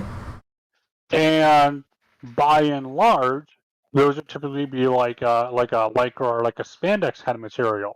Which, if you're wearing that without anything else underneath, you're gonna pretty much see everything, right? Yeah. So you wear a pair of This way you're shorts wearing that so it over doesn't look that right. to just make sure that, for public decency's sake. So it was never actually underwear. It was just a pair of shorts. Yeah. You're making the chat That's laugh, why. which is good. I'm behind on the chat though. Vister says it was about the I assumed about the infection earlier, saying that it was another, but then they found out it was a common household cleaning chemical. Be careful when cleaning shit. End of story. That is funny. A romantic comedy, love it. Now we can find out how Lois gets pregnant. Well, you see, Superman super sperm. Have like a whole VD movie. What could possibly That's how the go baby wrong? is born. Everyone thinks the theory is his sperm is too strong and Lois couldn't handle it. Superman is himself strong, but that actually, what? No, it wasn't in Smallville. They said that like that would happen. His sperm is super strong, but he can learn to control it or something like that. It wasn't that his sperm was super strong, but he'd be. Never mind. Anyway.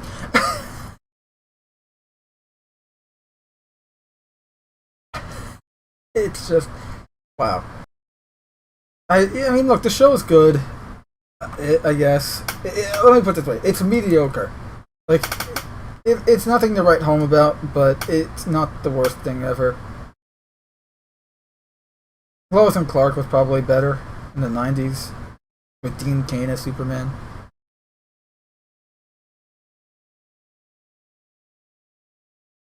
So, he's no decaying Superman. He plays a good Superman, but again, it's nothing to write home about. It's okay.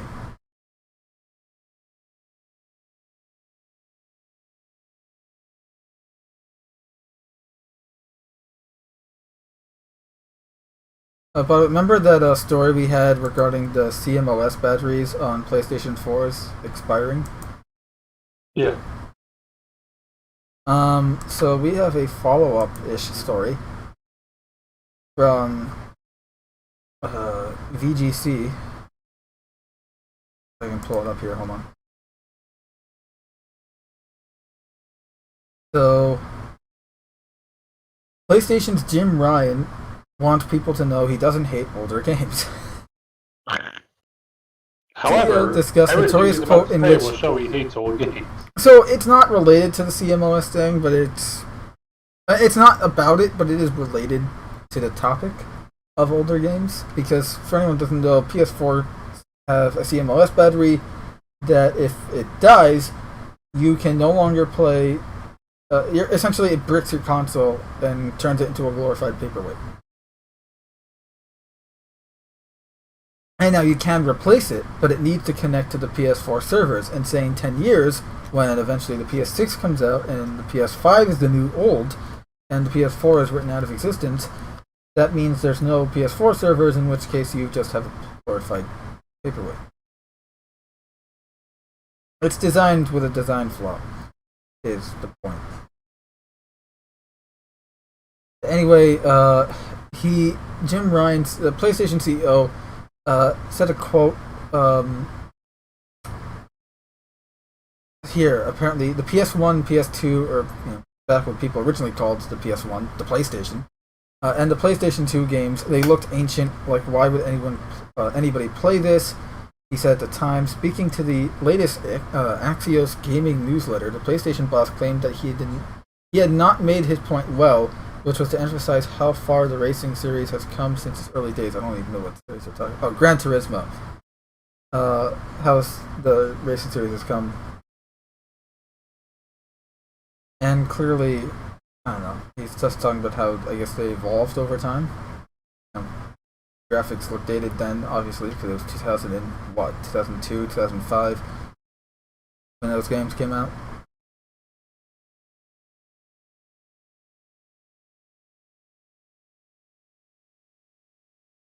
But it just on a related. They actually talked about it. Excellent. Sony has been criticized in recent past for not actively supporting its back catalog of games. PlayStation 5 only supports PS4 games natively, with selected PS3 and PS2 titles only running via its streaming service PS Now. In comparison, Xbox Series X and Series S run games from all previous Xbox console generations. Sony also came under fire earlier this year when it confirmed plans to shut down digital stores for the PlayStation 3, PSP, and PS Vita, essentially making hundreds of digital games impossible to obtain. After a backlash from fans and also devs, that they're not mentioning here in the article, Sony later U-turned on the plans to close the Vita and PS3 stores, stating that it had made the wrong decision. The PSP store will still be closed on July 2nd. They're also making a complete U-turn from their original statement with the PS5 and how they said that, we're not going to have something along the lines of we're not going to have the old PS4 hold back games, and we're going to make all the new games exclusively for PS5. They're making a U-turn on that, and now it's like new God of War, I think it's called God of War Ragnarok, Horizon Forbidden West. All these new games are now going to be on the PS4 as well as PS5 because they realized during the pandemic, the COVID-19 pandemic, that all of their user base is still on the PS4. And also the fact that, because of scalping, it's almost impossible to get a PS5 right now.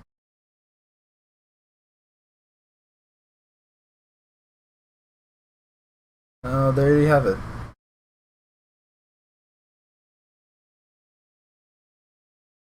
It's about hackers steal EA source code for FIFA 21 Frostbite. Oh boy. This is a short article, why not? Electronic Arts has confirmed a recent data breach in which hackers stole source code for a number of games, according to a Vice Motherboard report. The outlet said hackers on underground forums had claimed to have stolen some 780 gigabytes of data, including source code for FIFA 21 and its matchmaking server, source code and tools from the Frostbite engine, and other items. EA confirmed the basics of the report to Motherboard, saying, "We are investigating a recent incident of intrusion into our network where a limited amount of game source code and related tools were stolen. No player data was accessed, and we have no reason to believe there is any risk to player privacy. Following the incident, we've already made security improvements and do not expect an impact on our games or our business. We are actively working with law enforcement officials and other experts as part of an ongoing criminal investigation." Motherboard reported that the hackers did not distribute any of the stolen data, intending to sell it instead. So pretty much the same thing that happened with Cyberpunk devs, right? With CD Projekt Red. Yeah, pretty much. Which, by the way, I have a follow-up story on. So we got Cyberpunk news again. Or not Cyberpunk, but CD Projekt Red news. Apparently, some employee data was exposed during that ransomware attack back in February. Yeah. Ain't that dandy? Not really. I think they let us know that like from the beginning. True. Actually, yeah, didn't one of the original articles mention that? I thought so. Could be wrong, but I thought so.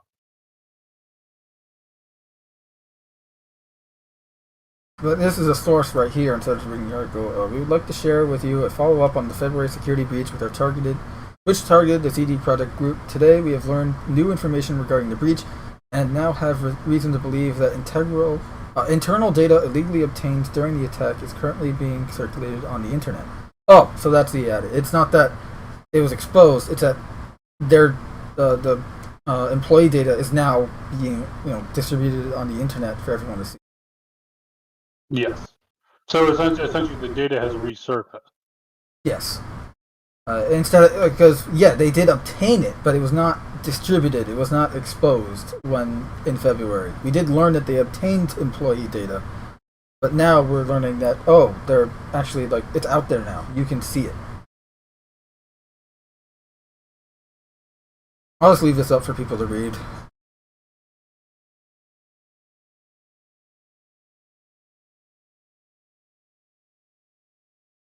V-Star says, but I would say now have lowest take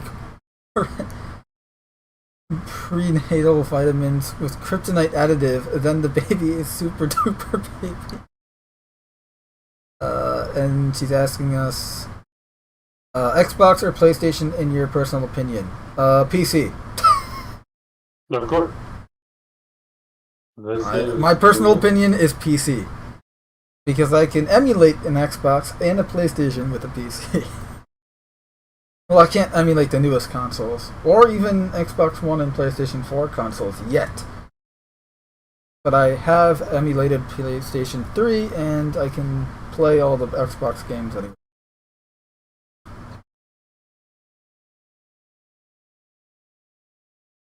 Feaster says, by the way, got the hoodie and mug. Get more comments on Cast in the Shadows hoodie. Oh yeah, we have the hoodie. All the way up.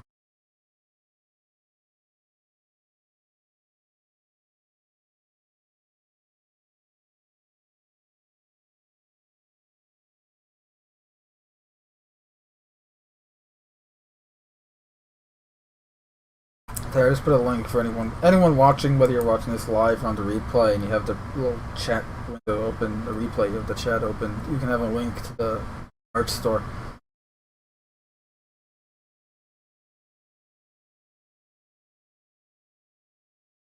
I mean, that does suck for CD Projekt Red, though. That's not right. Okay, yeah, the company did wrong by the players regarding the game. Cyberpunk, but that doesn't mean their employees deserve to have their private information, or rather, data about the employees that the company had being published out for everyone to see. That's just wrong. Oh, cool. We do have one topic we haven't talked on yet, and that's Good E3. one.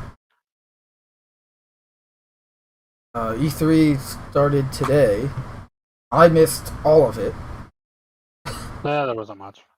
I saw one of the trailers. It was a Rainbow Six Siege. Or something. Rainbow Six Siege. It's so essentially what they're Extraction? doing. I only half listened to it, but from what I understand, so did you ever play The Division or Division 2? The original Division? Yeah, or The Division 2. I played the original Division, yeah. Okay.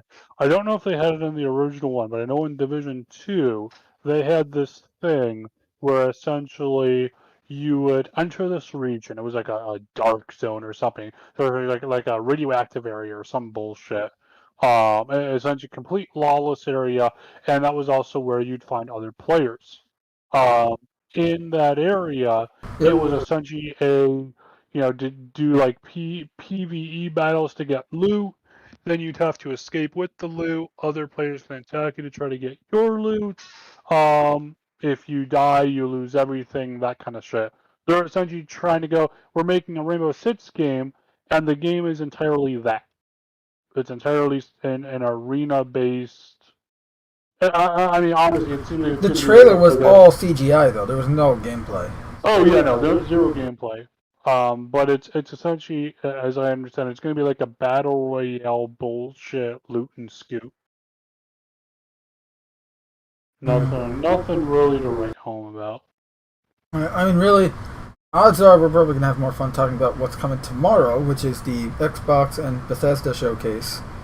Which I do hope that we can cover live. It starts at it's at 1 for us, 1 in the afternoon for us. So we got something. I doubt we will, but I'm hoping. So according to two different sources that I would not put a lot of faith in, the Xbox showcase is going to start with some Halo. Well, it's going to open with campaign gameplay, and then a public beta will be released at the end of the Xbox Game Showcase for everyone to take part in regarding Halo Infinite. The Halo Infinite gameplay is going to... So we'll see more gameplay, which I hope is true. Yeah. And we're also supposed to see some of Bethesda Starfield, which is their space RPG. It's supposed to be like a Bethesda No Man's Sky, I've heard people call it. We know nothing about it since it was revealed to us in 2018 at E3. So, really, it's anyone's guess at what it is, aside from a space game.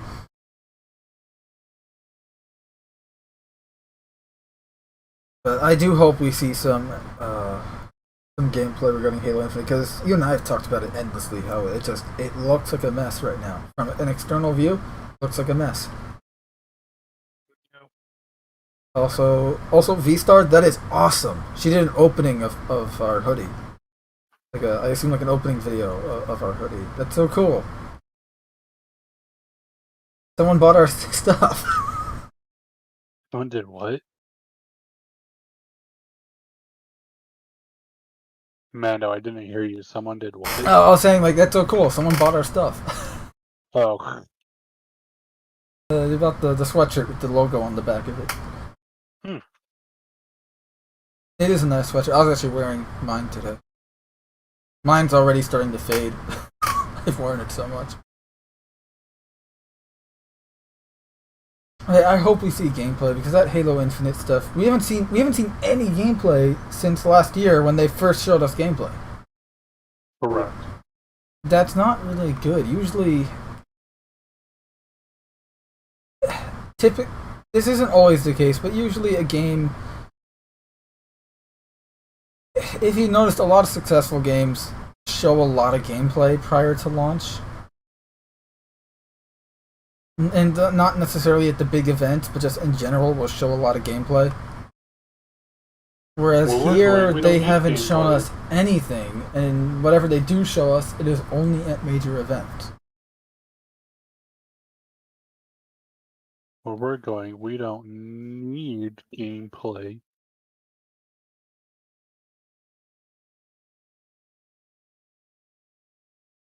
I just hope it's good because this really is. I think this might really be Halo's last chance in terms of being like people liking Halo. Fuck's sake, it took me forever since we started. Yeah, I mean, Halo is on its last legs, I think, in terms of the general populace. Not for us, but for the general populace. Like in terms of like a new Halo game coming out versus like if this game busts, no one's going to care about it. Yeah, you're not wrong. And they're going the whole live service thing. The next Halo for 10 years and free to play. The problem is that, and I would say, part of the problem is that, at least for a lot of entertainment companies, should not be run as a normal business. You could have the best business person out there, but if they have no idea how to actually go and interact with your customer, how to actually go and make a product that the customer wants to buy, you're done. That being said, with some of these companies, they have their fingers in enough pies that they can keep going, but I would say probably in the next 10 to 15 years, I'm thinking we might start seeing some of these AAA game companies stop being game companies. They will stop producing games. They're going to go and focus on things. They'll keep control of the IPs probably, but they'll be like, hey, we're making, this service or that service or this movie or this TV show, and they'll just stop making games. Well, we already see that Sony's already doing that, where it's like every game they make now has to be able to be turned into a major blockbuster movie because they're making movies based on all of their major IPs that they own. And then on top of that, you have the fact that they're Americanizing the company, ignoring their Japanese roots and their didn't they move out of they now have an LA studio, like that their central. No, didn't they move their headquarters completely out to LA? I think. Yeah, I said studio. Yeah, their headquarters is in LA now. And it's like, damn. Meanwhile, Nintendo is making a museum in an old trading card manufacturing plant. A Nintendo museum. Actually sounds kind of cool. Just for fuck's sake.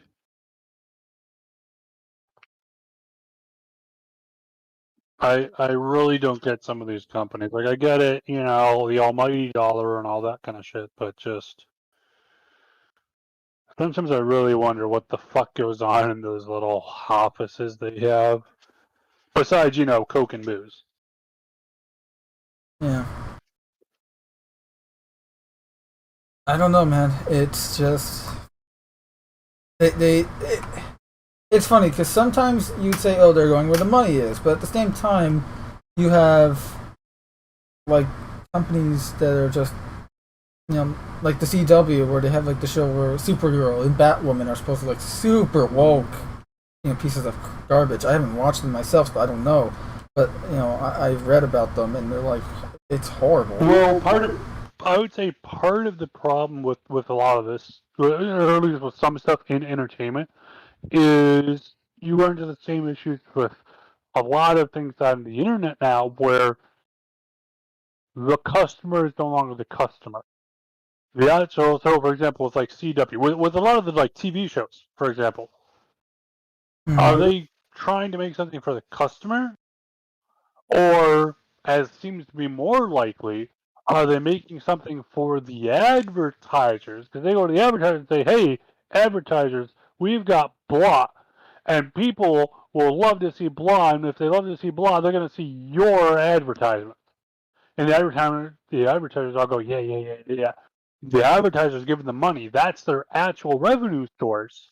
And then people hate their product, but hey, the company got their money. They don't give a fuck. They don't care about making a decent product. They just care about scamming the advertisers while making a completely shitty product so they can run away with as much money as possible.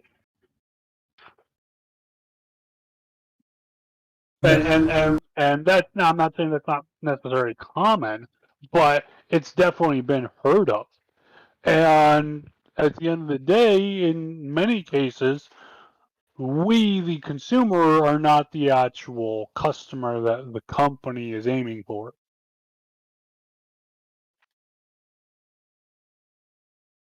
I guess it just boils back down to like I want quality, I want advancements in the industry, I want new things, not just more of the same, more old shit, more like come on, new ideas, new. We need creative people at the helm of these. The same morons. But that same would shit require over and them to do over. actual work. Well, this sort of thing is why the what's-face industry, the independent industry is doing so well. Like independent comics, independent games, independent movies soon will start booming. Like comics and games have already boomed, but soon we're probably gonna get independent movies too because no one really is liking what the actual people are doing right now. So yeah. Well, I mean, as we've seen with Hollywood itself, one has been a hotbed for all kinds of disgusting manner of actions for decades, and they'll all pat each other on the back when we, the public, actually figure out, oh, hey, you guys have been doing this shit. Oh, I knew about that all along. Why didn't you say anything for the past fucking 40 years? Or like Harvey Weinstein, or the whole reasons? weird pedophile Yeah, exactly. island with Epstein and all that. Yeah. Yeah, exactly. And it's like, well, if you guys, knew about it, why didn't you do anything about it? Excuses. As long as And they get we're ignoring the elephant in the room, and that is how Hollywood, for the last at least I'd say roughly 10 years, maybe a bit more, 15, has been kowtowing. They've been kowtowing to China. Oh with yeah, everything to the point where, and for like the last few years, you can see the decline when you rewatch some of these movies. How it's like they're not making American and Chinese versions of movies. They're making one version of a movie that appeals to the Chinese audience, or at least to the Chinese censors, so it can then be seen in China and they can make their shit ton of money there. Which means that we're getting an inferior product because it has to appeal to a bunch of censors for ludicrous reasons. Like they censor everything. It's crazy there. Interesting note on that. During E3, the presentation today, at some point they had literally had something that like called out to like Chinese gamers. It was really weird. How so? They literally had something that was, it was like, hello Chinese gamers, and they had like subtitles in Chinese, and I was just like, what? Yeah, that's not I forgot weird even what it was, but it was really fucking weird.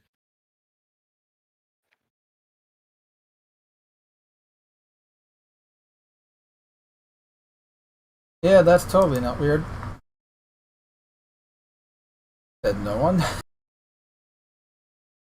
Don't ask questions. Right, just consume product. Exactly.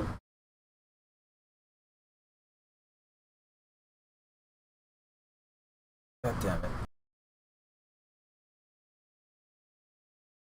it. V-Star says, fuck, it took me forever and got 2 comments liked. Like it shocked me too. They said Cast in the Shadows? Like, who? Cool, then gave me op. They say, yeah, hopefully they'll lead them to their channel. That's awesome that you did a video unboxing our hoodie. I didn't think anyone would actually buy that shit. I was hoping, but didn't expect anyone. I wonder where my samples of the what the frick frack shirt come.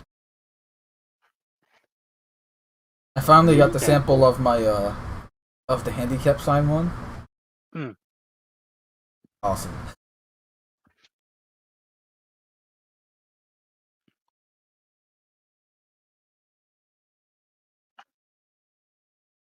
It's a comfortable shirt too. Lies. But yeah, the whole thing like China kowtowing, it's I hate it because it means that we're getting an inferior product. It means that we're having to get something that would have to be centered to all hell for ludicrous reasons because of the Chinese government. Like why? Like I want again. It's a spit in the face of advancements of evolving the industry and the practice and art. Like I want to see advances in artwork. I want to see advances in writing. I want to see new ideas. I want to see new takes on old ideas. I want to see just people being creative. I want to see more of this corporate money making, formulaic, assembly line bullshit that we've been seeing lately. I think the best example of that recently is Godzilla vs. Kong. How much of a cookie cutter film can you get?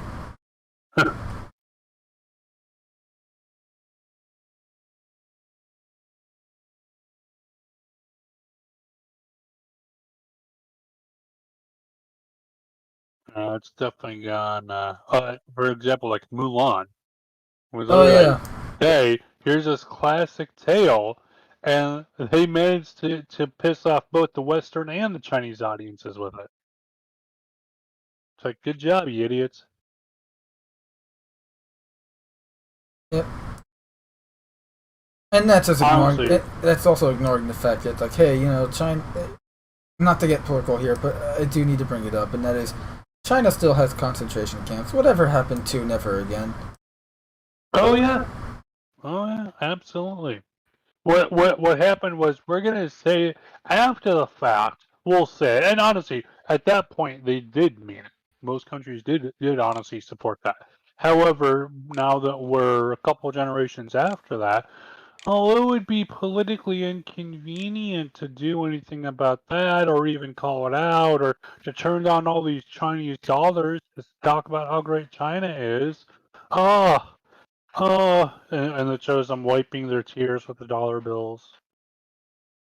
Like I mean, our own fucking famous people. Who was it? LeBron James was talking about like, hey, we need to stand up for what's right and all this stuff. And then when it comes to China, oh no, China's great, China's good, no problems there. What about the whole thing Uh, recently with the wrestler turned actor? The Rock? No, the other one, John Cena, Oh, where he what made not? that real brown nosy apology to China because he had the chutzpah to call Taiwan a country. He had to apologize for that No. because the Fuck movie, otherwise the movie wouldn't be premiering in China. Like, come fucking on. First off, Taiwan is a country. Second off, like, why do you have to apologize for that shit? For the money, just for fuck's sake.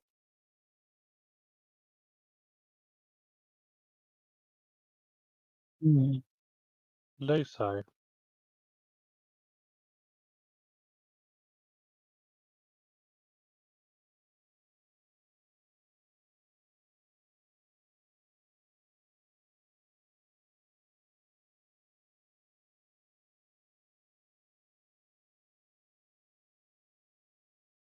Just sad. And Easter says, "Don't get me started on the Chinese government." I mean, might as well. Oh, here's The CCP treats their own people like crap. And then they have the concentration camps for the Uyghurs. I'm pronouncing that correctly, right? Yeah. And then they have the fact that they're almost in the pocket of every entertainment industry in America, in one way, shape, or form.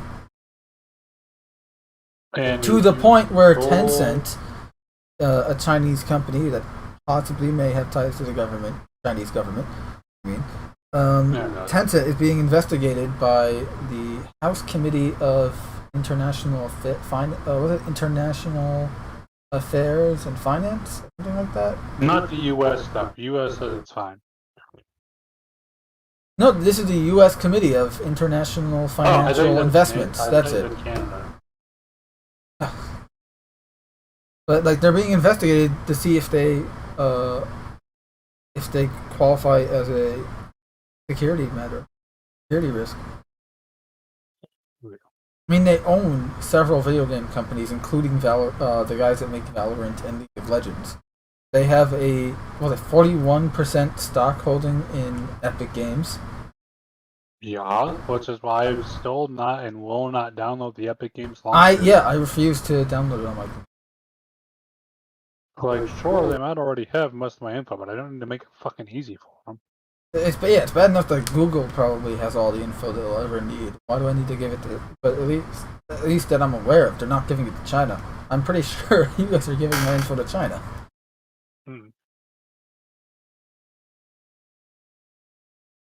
That's all they're really getting is just a shit ton of Star Citizens. Anyway.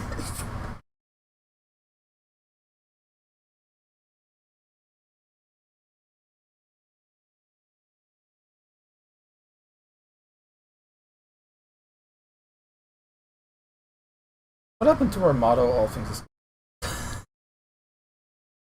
The what? You broke up. Our motto, all things escape. Nah, I should put that on a t-shirt.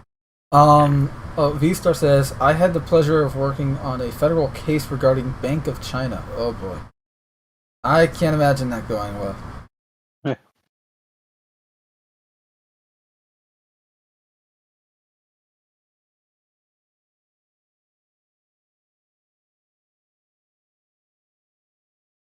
Over on that note, I'm actually going to have to run, so... I think we're just going to end it here because I've got nothing else. So, I hope you guys all enjoyed. Again, whether you're watching this live or catching this on the replay, I just want to say thanks for tuning in. It means a lot. If you actually listened in this far, kudos. Hear us rant more about politics next week. We should next time. We'll try to stick to all things escapism tomorrow because we are doing another show tomorrow at 1 p.m. to cover the Xbox and Bethesda stuff from E3 because we hope it's good. We're not expecting much. It probably won't be, but we're hoping. Exactly. But yeah, that's really it. If you liked what you saw, give the stream a thumbs up, subscribe, share, all that stuff. You guys know the drill. If you want to support us in a more personal way, we have our merchandise. You can see right here. The link is in the description. Got all sorts of stuff like our Star Wars is Dead t-shirt, t-shirt with a logo on it, t-shirt, leggings, I guess. My personal favorite, the handicap t-shirt. T-shirts made of I am handicapped. I'm a gamer. We've got mugs, sweatshirts somewhere here, there. We've got, where the hell is it? Oh, it's all the way on the bottom, isn't it? Up there, you got crotch shot. For those. Look, we've all played games and we've all shot someone in the crotch in a video. And now we immortalize that moment with a t-shirt. And we've got what the frick frack snick snack patty whack give a dog a bone kind of bullshit is this? A question we ask ourselves daily. I still love that when I sent that to someone, they're like, wow, that perfectly explained when I lost my virginity. I was like, wow, I did not need to know that. We started saying that with that court case he was working on. Yeah, the defendants got arrested in the USA. And defendants were, drumroll please. No, I think he said they, the defendant, meaning, right, he was clarifying that the defendants of the case from the Bank of China were the ones who got arrested. Oh, okay, thanks. Gotcha. Oh, the defendant. Okay. Yeah. Anyway, yeah. Because, and I'm actually, at the moment, as we speak, I'm working on that new t-shirt for what you just said before. The internet. Use it for more than kitten pictures and porn. I still have to finish the goddamn What Can Possibly Go Wrong t-shirt. Because that one I want to make like an actual arty, farty thing. Like musical notes and all. You have to sing it, right? Would you like to end the stream on that? Yeah, please do. Never. Zing. Or we'll just go live abruptly and it'll be weird. Yes, exactly. Alright. Look, it's only an awkward silence if you make it awkward. Alright, what if we just continue talking about something